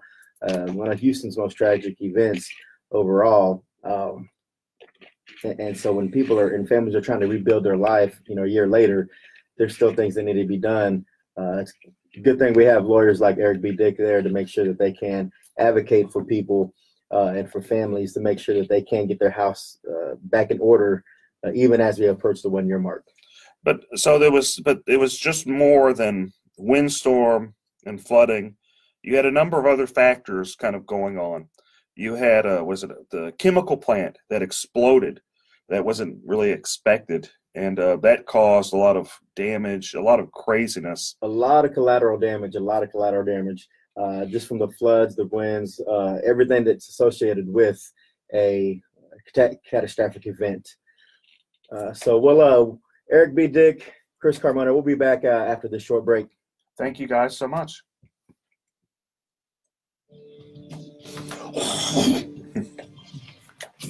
I didn't hear the trigger. I guess when she said 30 seconds, I was like, oh.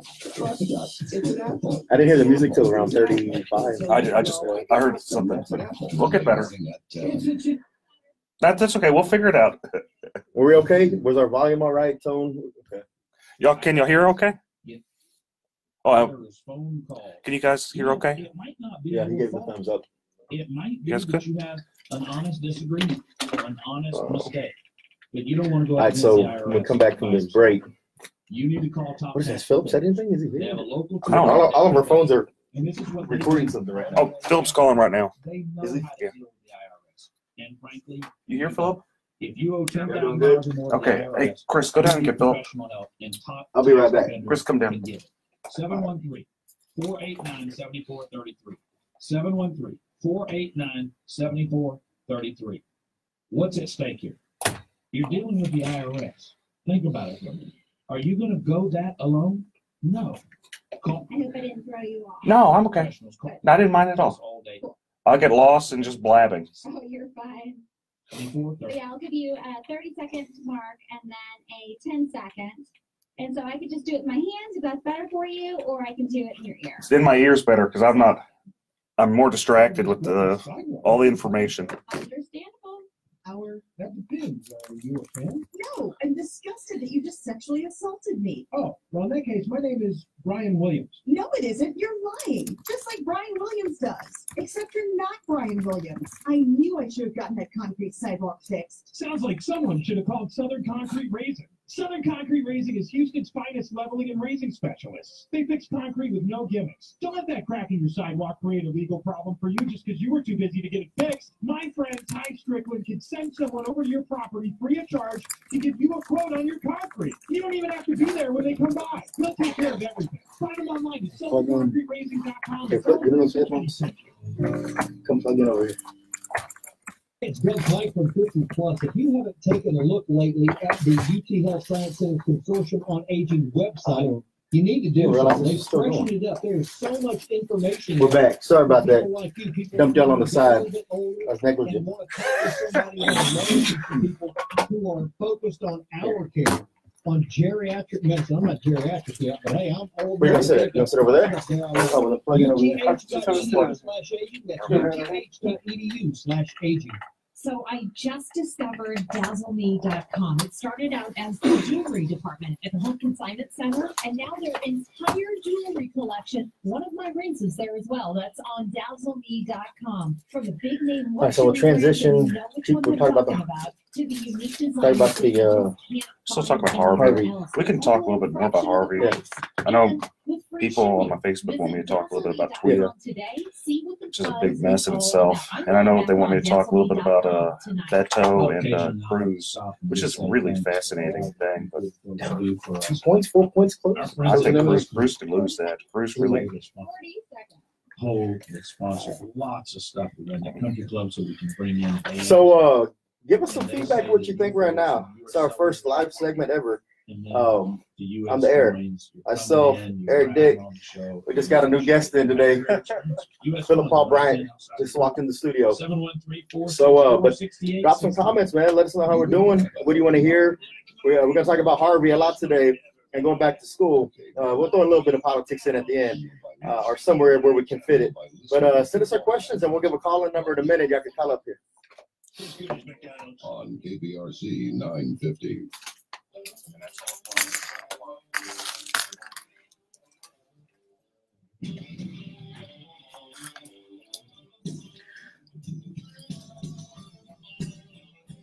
Okay. All right. Am I on? Oh, yeah. All right. All right. Oh, so exciting. We're back. Back for more. Couldn't get enough. Welcome back to the Eric Dick Show on KPRC 950 AM. Eric, so when we left off, man, we were talking about Harvey and its devastation. And just so we make sure we have everybody on the same page when it comes to the flood claims, they can go to FEMA.gov and actually pick up that application. Yes. Correct? And it's a proof of loss. Its deadline is Monday. It's 1 year. It was extended to 1 year. That's just, and I know we've talked about that a lot, but it doesn't hurt to say it again. But something else to talk about is so we're going with Harvey and all that. So TWIA, Texas Windstorm Insurance Association, which is kind of a nightmare in itself. There's been a lot of problems with TWIA, to be fair, since its conception. This isn't the first time that there are big problems with TWIA. TWIA is basically the last resort insurance company. It's government funded. It's for people off the coast, Galveston, Brazoria County, Corpus Christi, right off the coast. So whenever Harvey hit, it primarily did hit people that had policies with Texas Windstorm. I bring this up, the problems that Texas Windstorm has had in the past. So whenever Hurricane Ike was going on, they got in a lot of trouble. They basically decided that they just weren't going to pay anything, basically. And I know that's probably abbreviating too much. And it's only gotten worse since that time, right? I mean, we keep passing some laws to make it harder for homeowners to actually recover. And TWIA is a big part of that, correct? And then we wonder why the race between Beto and Ted Cruz is so close. And don't get me wrong, I'm voting for Ted Cruz, but we wonder why it's so close whenever we pass laws that are anti-consumer, that are anti-people. Yeah, there seems to be a trend to hurt the little guy over and over again. And then when we have these events, like we had an Ike and then we have a Harvey, we got to be careful about who we're actually protecting, because we start hurting all the homeowners and the consumers. It's just going to be a long road for everybody who's in power right now. It's not going to be a long road. They're going to lose. I mean, and Ted Cruz should be completely scared, and he is acting scared as he should be, because you've got Beto. And I'm not saying Beto's a better candidate, because he's not. But what's going on with Beto is he has a good message. He's saying no more corruption. I'm done with corruption. And is he really? I don't know about that. But he's saying no more corruption. I'm not taking PAC money. And he's getting some movement. And he really could win. I mean, he's not taking PAC money, but he's taking all kinds of foreign money outside the great state of Texas. But yeah, I mean, great point. I mean, especially at the federal level, when we have these natural disasters, we turn to the federal government to do the emergency aid. And, did we see anything put forward recently or last year, they're actually going to protect these consumers. Is Beto going to campaign on that? Is Cruz going to be able to recover from that? Is he going to make that a huge campaign issue between now and November? It absolutely could happen. I mean, I don't think Ted Cruz is going to embrace, and it's unfortunate. But I don't think Ted Cruz is going to embrace consumerism. I don't think he is. I wish he would. I think it would help him. I don't think he is. I hope that more people, Republicans at the local level, embrace consumerism because it's their constituents. It's literally their constituents. And whenever they side with special interest, big money, big business over individuals, I mean, what do you expect? They're going to vote, especially with the Hurricane Harvey. So you had a new law that went into place like literally 2 weeks or the week of Hurricane Harvey. I think it might have even been maybe a couple days of Hurricane Harvey, 542A. And so this the Texas Insurance Code 542A, right? Yes, Texas Insurance Code 542A. And this was, and I'm gonna give you some quotes because, quote, greedy lawyers were filing claims, and that this is the rationale because greedy, evil lawyers were filing claims, even though they're filing on behalf of their people that they're hired for. But lawyers only good whenever I guess you need one, right? And that's the joke. So these big bad lawyers, but it's greedy trial lawyers. You got to make sure you put that in there. Greedy trial lawyers. Yeah, because considering that there's more lawyers on the Republican side than there are the Democrat side, it's just nonsensical. It's just all that is. It's just big money being funneled from special interests for propaganda, and it's corruption, and there's a lot of stuff going on with that.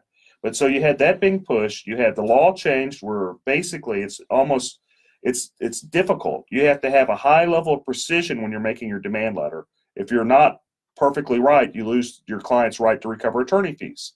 So guess what happens? Is not hardly any lawyers are interested in the cases. There's a handful of them, and I do those cases, but not a whole lot of attorneys do those cases. You have a market that's needed. You have a bad storm come through, and you have a whole bunch of people upset, and they're upset at they're upset at a lot of things. But this new law that got pushed by Republicans, that doesn't help. That doesn't help, especially in this year when you have a whole wave coming from Donald Trump. You have a whole national wave being pushed. It doesn't help. It's the resentment. It's the anti-alt-right movement this year. And when you have people, especially in Harris County and the Houston area and Galveston, remembering Harvey and remembering that the effect it still has on them, they're going to remember that in November. Who's helped them over this past year? Was it Republicans or was it Democrats? Or was it neither? Of course they are. And I'll tell you, just on a positive, because I'm a positive guy. I've been really impressed with Jack Mormon.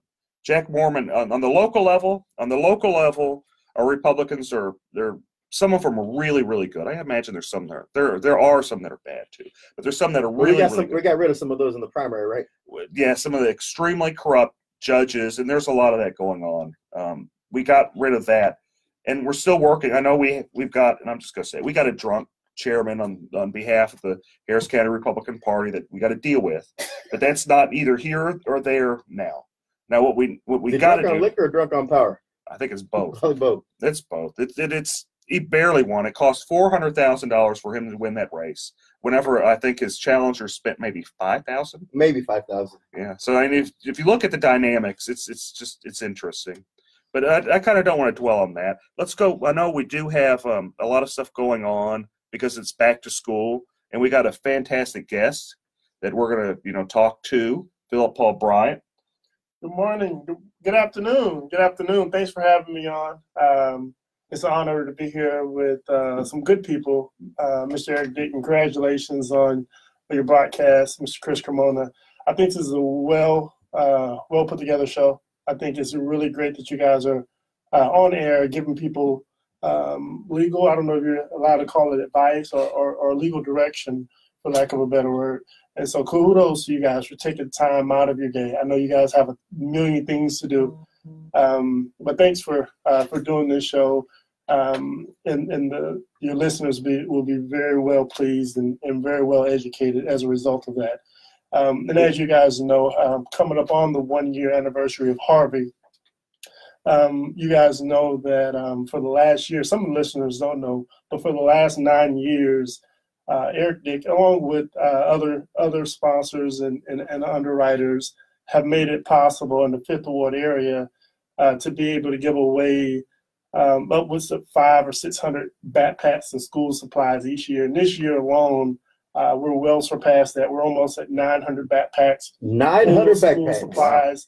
And this is a direct result of charitable giving of Mr. Eric Dick, his other colleagues, some of the judges, Judge Sherry Dean, Judge Roy Moore. Yeah, don't be shy, Phil. Don't be shy. Let everyone know who these people are to put this thing together. Alicia York. There's a dozen or so judges who, and just for the record, I want to go on record of saying this. They're not going to get votes from 12-year-old African-American kids in Fifth Ward. No. So it's not a political thing. It's not something they do to try to boost their credentials. They do it because they care about others. They care about the kids. And they understand that they're making an investment in the lives of young people. And a kid over in Fifth Ward or Cashmere area, we may very well be the next Mark Zuckerberg or the next Chris Brown or Michael Jackson or LeBron James. And so they could have used somebody other than Chris Brown. We don't want any domestic violence. But you say that though, and if you listen, meaning that they're talented. That's the route I was going with. But if you listen to the names you repeated back in terms of the donations, in terms of the judges, a lot of those are family law judges in Harris County, Absolutely. Great family law judges, and I think for them, you hit it right on the dot. Is they don't do it for votes. They do it because they see the litigants day in and day out, every week, every year, coming through those courtrooms. And a lot of the times it's from families that are broken or not of high value.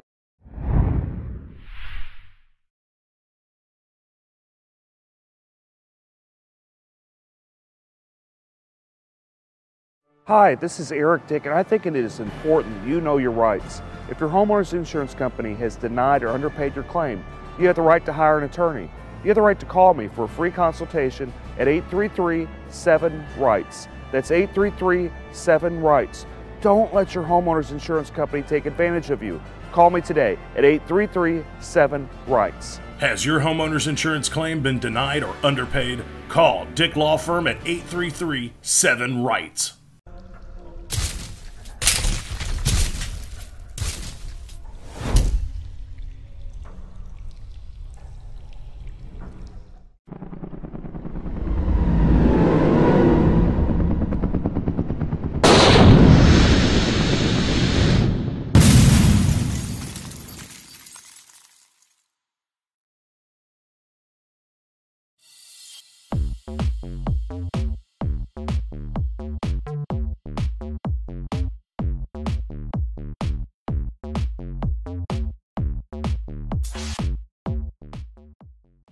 You are not, in terms of their financial capital, their financial assets, and they see the effect of not having the proper tools in the home available, whether it's a pencil or a pen. We got to make sure we're equipping the kids properly, and that's what Philip Paul Bryan has been doing for the last 9 years at the Island of Hope Church with his Back to School drive. And it's just an amazing drive. We're going to take a break, guys. Thank you so much. This is Eric Dick, and we got Philip Paul Bryan as a guest, and we'll see you shortly. Thank you guys so much.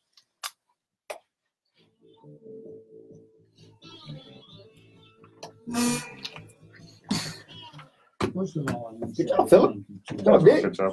Of the Michael Berry Show and our entire station. I'm not new to this. I'm true to this. You're that's a good transition, man. We're going to have y'all turn on your mics so we don't have any chatter if we're not ready yet. Do you know what I mean? So you see your on button right there? Yes. So whenever you're ready to go, hit it on. So right here? Yeah, coming back from the break? Yeah. Okay. Yeah. So yours is right over there. There you go. And then yours is right over there. On. There we go. Perfect. Okay. So it's off right now. It's off right now. So whenever you're ready to go. Cool. Okay. How's it sounding? Sounds great. Sounds really good. Yes. Have you done radio before? I played with it when my brother's on on-air personality. And oh, cool. All right. So I play with them sometimes. I used to. I haven't done it in probably 10 years. Comes back.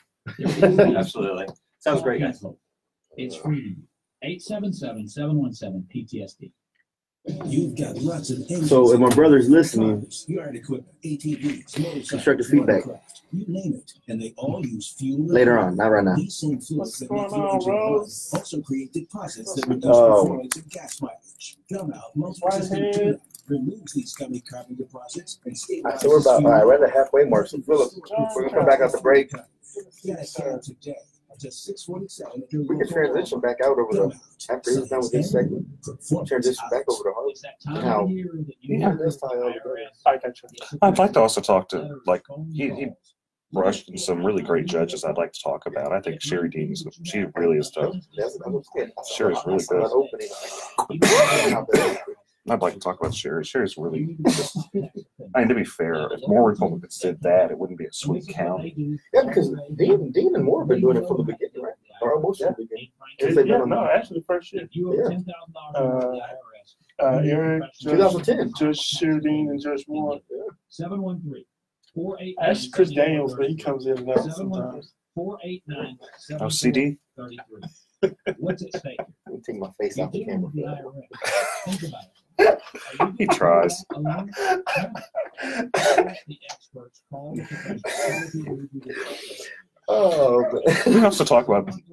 I don't think we need to talk about the department. We can, but I think it's necessary. I don't think it's necessary. Oh, but we can talk about the bond vote today. That's really important. Transition. The bond vote's really important. Yeah, because that's happening right now. It ends at what, 7?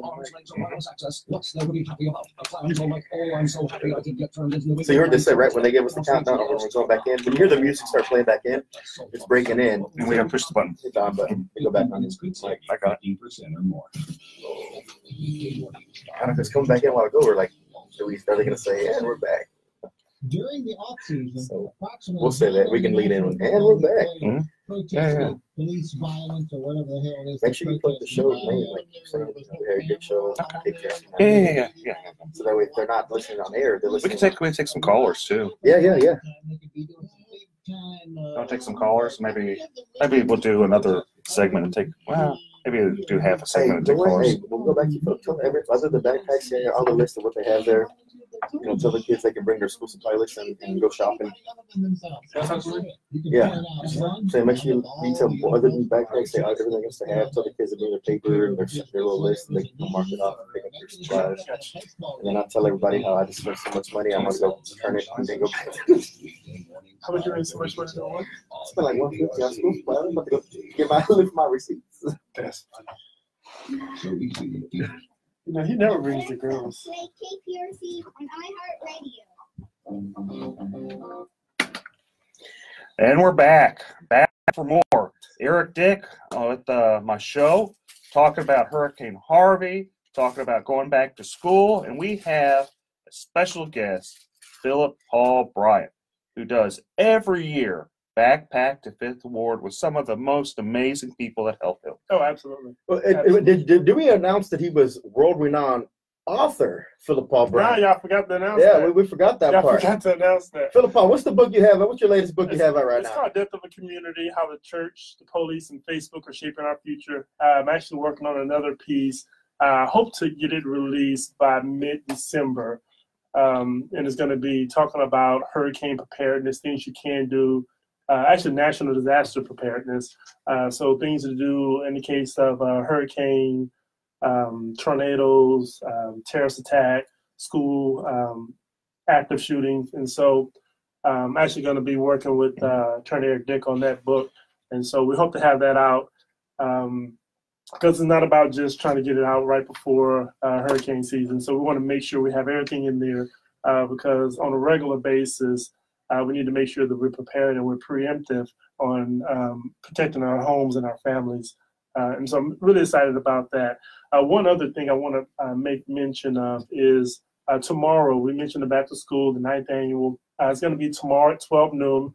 It's going to be at the Island of Hope Church. That's 1505 Greg Street. And that's in Houston, Texas. Right there on the corner of Lyons in Greg. And you go over about one other block and you'll see the big dome church, the Island of Hope Church, Bishop Bryant, the whole team there. And you'll see some judges, unlike where you usually will see them in a robe, in the court, super official. You know, Judge Moore comes there in his shorts. Judge Dean comes there with her grandkids, and Mr. Lance, her husband, volunteers. we still need volunteers, but a lot of times people from their actual court coordinators and stuff like that actually come to the event and volunteer. They don't get paid for this. No one gets paid for it, but it's an investment in the kids and an investment in the community. And also we have some pretty good entertainment because the goal is to not just give the kids the backpacks, because you can just form a line in the park somewhere and hand out backpacks. But the goal is to bring elected officials, people who may be considered role models in our communities, and have them all saying to the kids, it's important to stay in school, it's important to get good grades, and we're here, we got your back. So we have a talented, we'll have step teams there, we'll have karate teams performing. And you got manicures and manicures and free haircuts, because we want to encourage the kids to no excuses, right? Everyone's on your side. You got everything you need. We're going to make sure you look good. And so we're super excited about it. This is year 9. So Eric Dick is officially has hood credentials. He has tenure in the hood now. He has a hood pass. I come to the 5th Ward. I get my pass to 5th Ward because I got their back and I got their backpack. Yeah, I want to talk because the brand that was good. I do like branding. You have to admit that. But Sherry Dean, I've been so impressed with everything she's done with the backpack to 5th Ward. She has put in a lot of effort on this. In fact, she called me, and no, she didn't call me. She messaged me, Eric, you better donate this time. Yes, Judge, I'm donating. Yes, Judge. She really takes this personal, and it's kind of amazing seeing her there because she knows the kids. She goes and checks with them every year, make sure they're doing good. And it's really, I'm gonna have to say that Sherry Dean is one of the role models, at least in the Republican Party. She should be, because if more people were acting how she acts, and she's doing it in all sincerity. There's nothing but sincerity. But if more Republicans actually cared in the local level, maybe it wouldn't be a swing district. That's just my humble opinion. When you go into her courtroom, her biggest thing is family matters. Just saying, and she lives that motto. She lives that mantra because everything she does in the courtroom and outside the courtroom is always to better the families and better the kids. And so, and one other point about Judge Jean, she has a huge heart, and so some of you may not know this, but this past Sunday, her mom actually passed, and I know that her and her family was out in, I believe it was Lufkin this weekend, dealing with that. But when I tell you, in the middle of that family coming together and needing to take care of that, she was still calling and texting every day.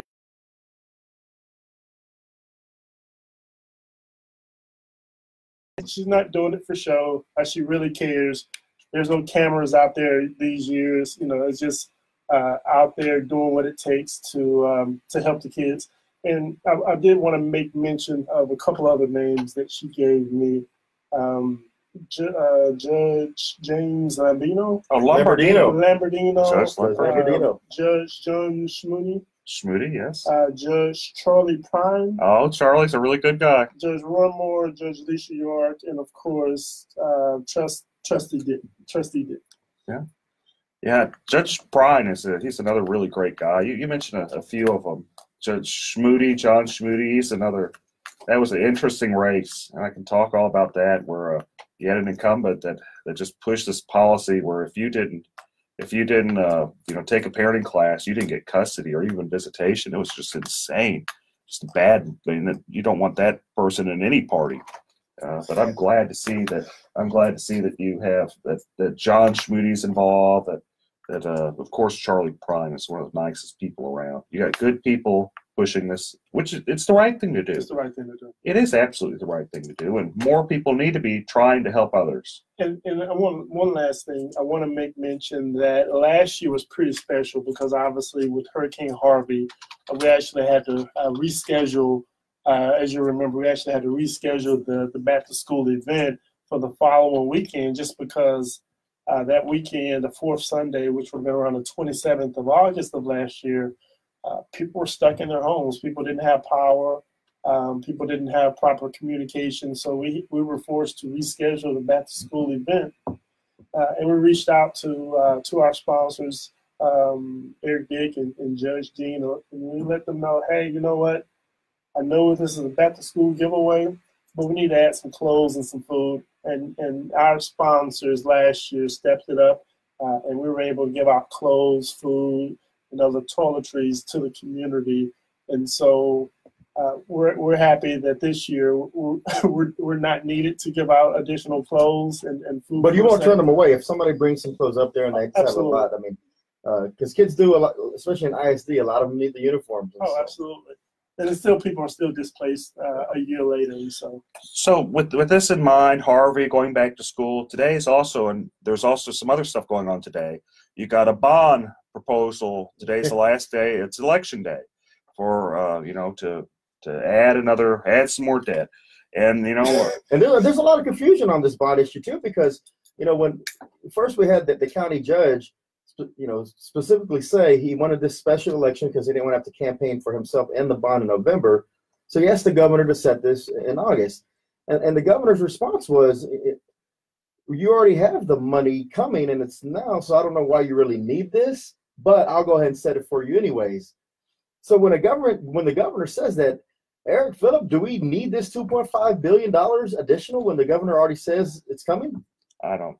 But the thing that I like about it is, in all fairness to Judge Emmett and his team, I know Owens and a few other people down there, they've done a good job, in my opinion.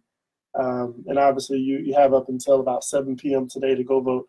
But in my opinion, they did a good job to try to spell out street corner by block by block exactly where those funds were going to be allocated towards. So whether or not areas or certain communities need those fundings or need that money, I can say that they were transparent in rolling out there exactly where those monies and where those dollars were going to go. So I appreciate that. But the money's already, that money that is being, I won't say allocated, but needed for those areas, that's already coming from the state, right? Well, if you've seen some of the devastation out there, and I know you have, Kamala, so it's a rhetorical question. So going out there and Kojic, we were donated a huge 60,000 square foot facility after Harvey, which Kojic Charities and Kojic Urban Initiatives were able to come in and set up a resource center where people can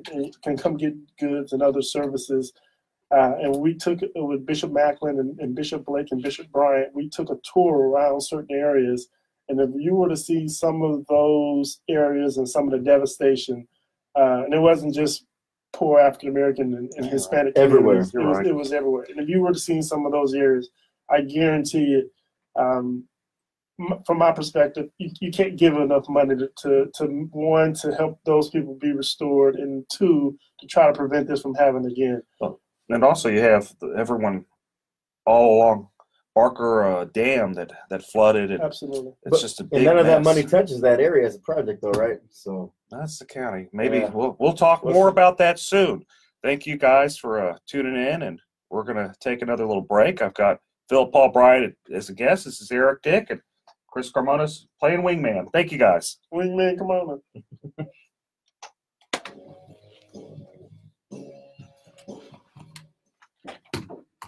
Oh, Mr. Devil's Advocate over. No, that was good. That was good content. You Republicans, man, I tell you. That was good the content. Republicans are supporting it. What are you talking about?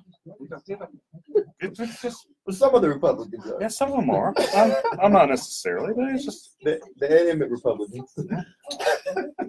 It's just good. It's good talk. It's good stuff to talk about. It's good fodder. I do think that if Ed Emmett, if the city did more like how Ed Emmett was like, this is where the money's going, all that, they would have less blowback. Yeah.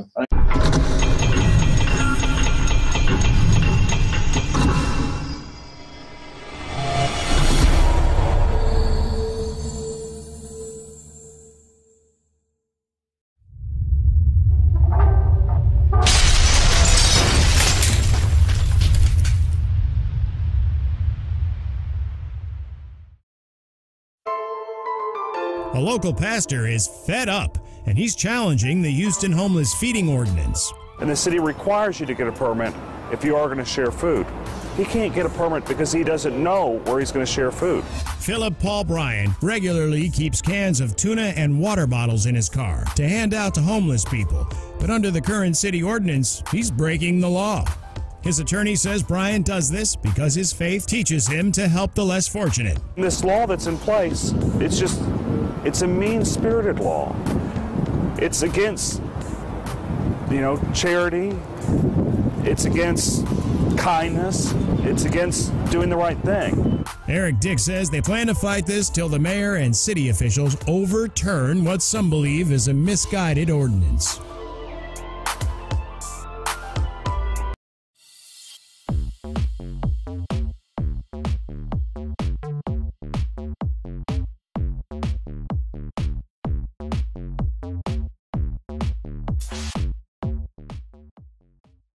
That was smart on campaign wise to build it out, but yeah, but when Abbott says you don't really need the money because it's coming, you have it around, it should be there by August. But go ahead, let's put it on the ballot.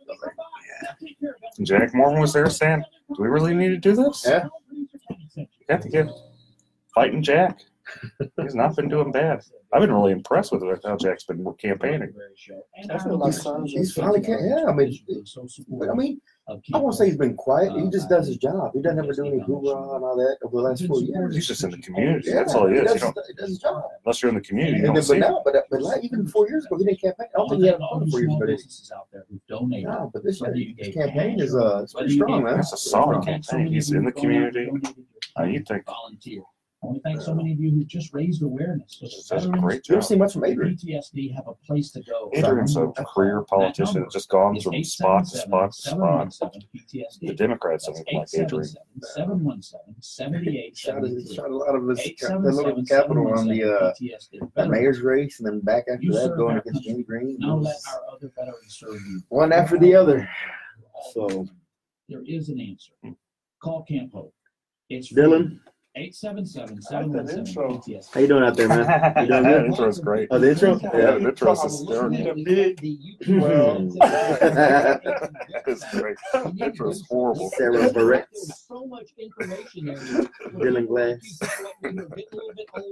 And want to talk with somebody. You have any questions? Hey, we need some. When we come back in, get the call-in number. Yeah, if anybody has any questions about RV issues or the back to school event, have them call in, and then we'll see if we can get some patches. How y'all doing over here? I haven't checked on y'all in a while. You guys doing good? You guys doing good? Most of the employees, including the owner, are former military themselves. Best place to get training, practice, license carry, and a great rental fleet. So you can shoot their guns, go and rent them there. 713-779-GUNS, TopGunRange.com. You've got lots of engines in your life. Cars, fire equipment, ATVs, motorcycles, watercraft, you name it. And they all use fuel and oil. These same fluids that make your engine run also create deposits that reduce performance and gas mileage. Gun Out multi-system tune-up removes these gummy carbon deposits and stabilizes fuel and oil, helping restore performance and fuel economy. Get a can today.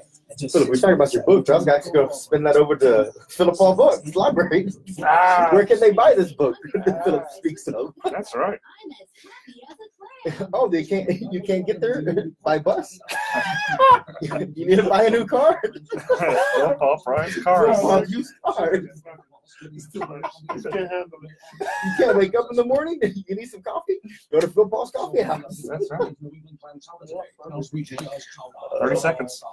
All right. Okay. 15 minutes could save you 15% or more. From around town. The city of Houston to overcome our obstacles and our hurdles. That's funny though. The world is talking about it. Remember to hit your on button going back in. Ride home with Joe Pags. Lots going on, lots more to get to. Monday evening at 6 on KPRC 950.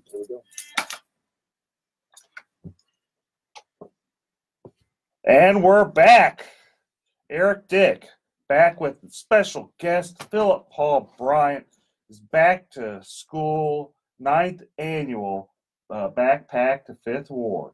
Making a difference. You know what really impresses me about Philip Paul Bryant is that he actually does good for the community. I mean, he has two first names, Philip Paul. You know they always said that those two first name guys, you got to watch out for them. But technically, I got three first names, Philip Paul Bryant. That's true. Had 3 last night. Man, I thought we'd see you on the news for other items, but man, good seeing him doing some good for the community. Philip's done a lot of good for the community for a lot of things. But anyway, maybe we'll take some phone calls. Maybe if anyone decides they want to call in. Yeah, if you have any questions about the back to school drive coming up tomorrow at the Island of Hope Church, or maybe any Harvey related questions about insurance claims, the process, feel free to give us a call. That number is 713-212-5950. That's 713-212-5950. Anyway, so we were talking about Harvey. Maybe we'll go back, kind of talk a little bit more about Harvey, the bond election. I know it's the elections today. So what I found like good, I mean, I almost always vote no if it involves a bond election or any type of tax increase. It's hard for me to vote yes for that. But having said all that, so you could probably figure out where I'm going to vote. But having said all that, what I am really impressed with is how Ed Emmett kind of positioned this. Not that he kind of weaseled into avoiding the general election. I'm not very impressed with that, but I am impressed with how he explained basically what they needed, where the money's going to be spent. And I think that level of transparency, kudos to you, Ed Emmett. Kudos to, the team that's campaigning on that. I am also impressed that Jack Mormon, he stood up. He's like, do we really need to be doing this? And I have to say, I know it's a hot race, but Jack Mormon has been doing just such a killer job in his campaign. I've been nothing but impressed with that guy. And he won just out of a complete fluke. He's another great example of how Republicans should kind of campaign, how their positions should be, because he just cares about his community. He really does. And that's where you see the success. In Harris County, and especially a lot of urban areas around the country, it's when you truly care about the community and where you live, and you're making that voter contact and not considering them voters, but actual people in your district. That's where you're seeing the success in these candidates and people like Jack Mormon. I mean, doing it right and knocking it out the park. Yeah, and in Jack, it's like he won. It was just a complete fluke because Sylvia Garcia had like $2 million, $3 million she was just sitting on. She thought she was going to walk with the race, and Jack had like 2 pennies to his name. His campaign was pretty much bubblegum and shoestrings. The guy, he's just struggling to get. It'd be like just some guy just decide they're going to run for office. They run and they end up winning, and they're kind of. I'm sure he was taken back, blown away. No one expected Jack Mormon to win. It's almost like Helena Brown in 2011. It's actually it is similar to that, but it was more mind blowing because it was such a large spot. And you had fighting Jack Mormon just go in there. And he's been doing a good job since. I'm really impressed with him. I really am. And there's not a whole lot of people I am impressed with, but I'm really, really impressed with Jack Mormon. Speaking of being impressed, again, tomorrow, the 9th annual Island of Hope Backpack to 5th Ward back to school drive. Philip Paul Bryan has been doing that impressively for the last 9 years, and having the big support from Eric Dick and Judge Sherry Dean and Judge Warren Moore, and then now a host of other judges have jumped into the fray, family law judges, and it's going to be a huge event tomorrow, so make sure y'all come by and check that out. That's from 12 to 2:30. 12 to 2:30. Now, other than the backpacks, what else are you going to have there, Philip? We're going to have school supplies, man. We're going to have everything that they need as far as starting school, and I know some kids have already started school. I believe HISD starts on Monday. And so and I encourage parents, if you don't have any kids or kids are grown, come on out, volunteer, because you can make a difference just by encouraging a kid to stay in school, get good grades, and just let them see some positive role models. You're familiar with the area, 5th Ward, there's a lot of questionable stuff going on around there. So to see some positive influences, we got a liquor store about 3 blocks away where every day when kids walk home from school, they'll see behind a liquor store just a crowd of people just drinking and hanging out. And so to push on them some positiveness, some you can do it. It'll go a long way. So you never know exactly what's going on in the home. And so just to be that unbiased voice of saying, hey, you can do this. I think you're going to be great. What do you think about being a doctor? What do you think about being an attorney? What do you think about running for office one day? Hey, you can be an astronaut or run for president. So just to have different voices, encourage kids. So come out, volunteer. If you think your kids already have everything they need, then bring them out anyway and let them rub off some of their good home training off on some kids who may not be as fortunate. So 1505 Greg Street, that's tomorrow at 12 o'clock sharp. We're going to have drill teams there. We're going to have praise dancers, karate performances. It's going to be one big party, huh? It's going to be a back-to-school party. And again, kids, parents, bring those school lists with you. You can go and do your shopping there if you haven't done so already. Absolutely. I know I spent about $150 on my two girls this past week. I may go take that back to Walmart or Target and do my shopping at Island of Hope tomorrow. If there's some supplies left for the people who really need. They may take your Republican hey, you said you had plenty. Okay, guys, okay. So we got kudos to you, Philip. You're doing a great job with Island of Hope. You got great people backing you on that. And let's just, I guess we're gonna finish up the show. Maybe. Yeah, if you have any questions, again, call in. The number again is 713-212-5950. Then feel free to call in, but let's kind of maybe transition this a little bit. The show's going to be on weekly. The next 2 weeks we're not going to be on because of U of H football, but we're getting our sea legs. We're coming back. We're going to have a lot of other great local guests. I'm going to be the host. I'm hoping I'm going to be the host unless someone comes and takes my name from me, which, who knows what's going to happen. You never know. Never know. Some dick try to take your name. Yeah, I know. Everyone tries. Everyone does different things for different reasons. Okay. So, anyway, so back to maybe let's talk about Harvey a little bit. Yeah, I mean, and we can't talk about that enough, especially this weekend. Again, it's the 1-year anniversary. That's why we really want to make sure that we also highlighted, Philip Paul's back to school drive, because again, the devastation it put on a lot of families and the lasting effect it's had. It's not just the school supplies and the clothing, and there's still a lot of assistance needed with Harvey related items and issues. And again, if you have those questions and you need help and some guidance, it's not too late. Eric Dick's always willing to offer the assistance where it's needed. And you can follow me on Twitter at Dick Law Firm. There's a lot of claims from Hurricane Harvey. Hurricane Harvey caused a lot of damage, and it's going to be a long time before everything's resolved. I know a lot of people are still fighting with their homeowners insurance companies over storm damage. A lot of people are fighting over TWIA, and that's just a show in itself with all the problems that TWIA's face and whether or not we should even have TWIA or whether even TWIA is worth the money people pay. And if we want to get rid of entities like TWIA or the policies like TWIA, then make sure you're holding those who make these laws accountable, right? We should make sure we're holding those people accountable. People run for office, and it's all what I've found is being involved in politics, being elected, being an attorney, is all this stuff is tied together. Politics, law, policy, government, it's all tied together. And if you're just trying to do the right thing, try to make a living, trying to help people, it gets hard.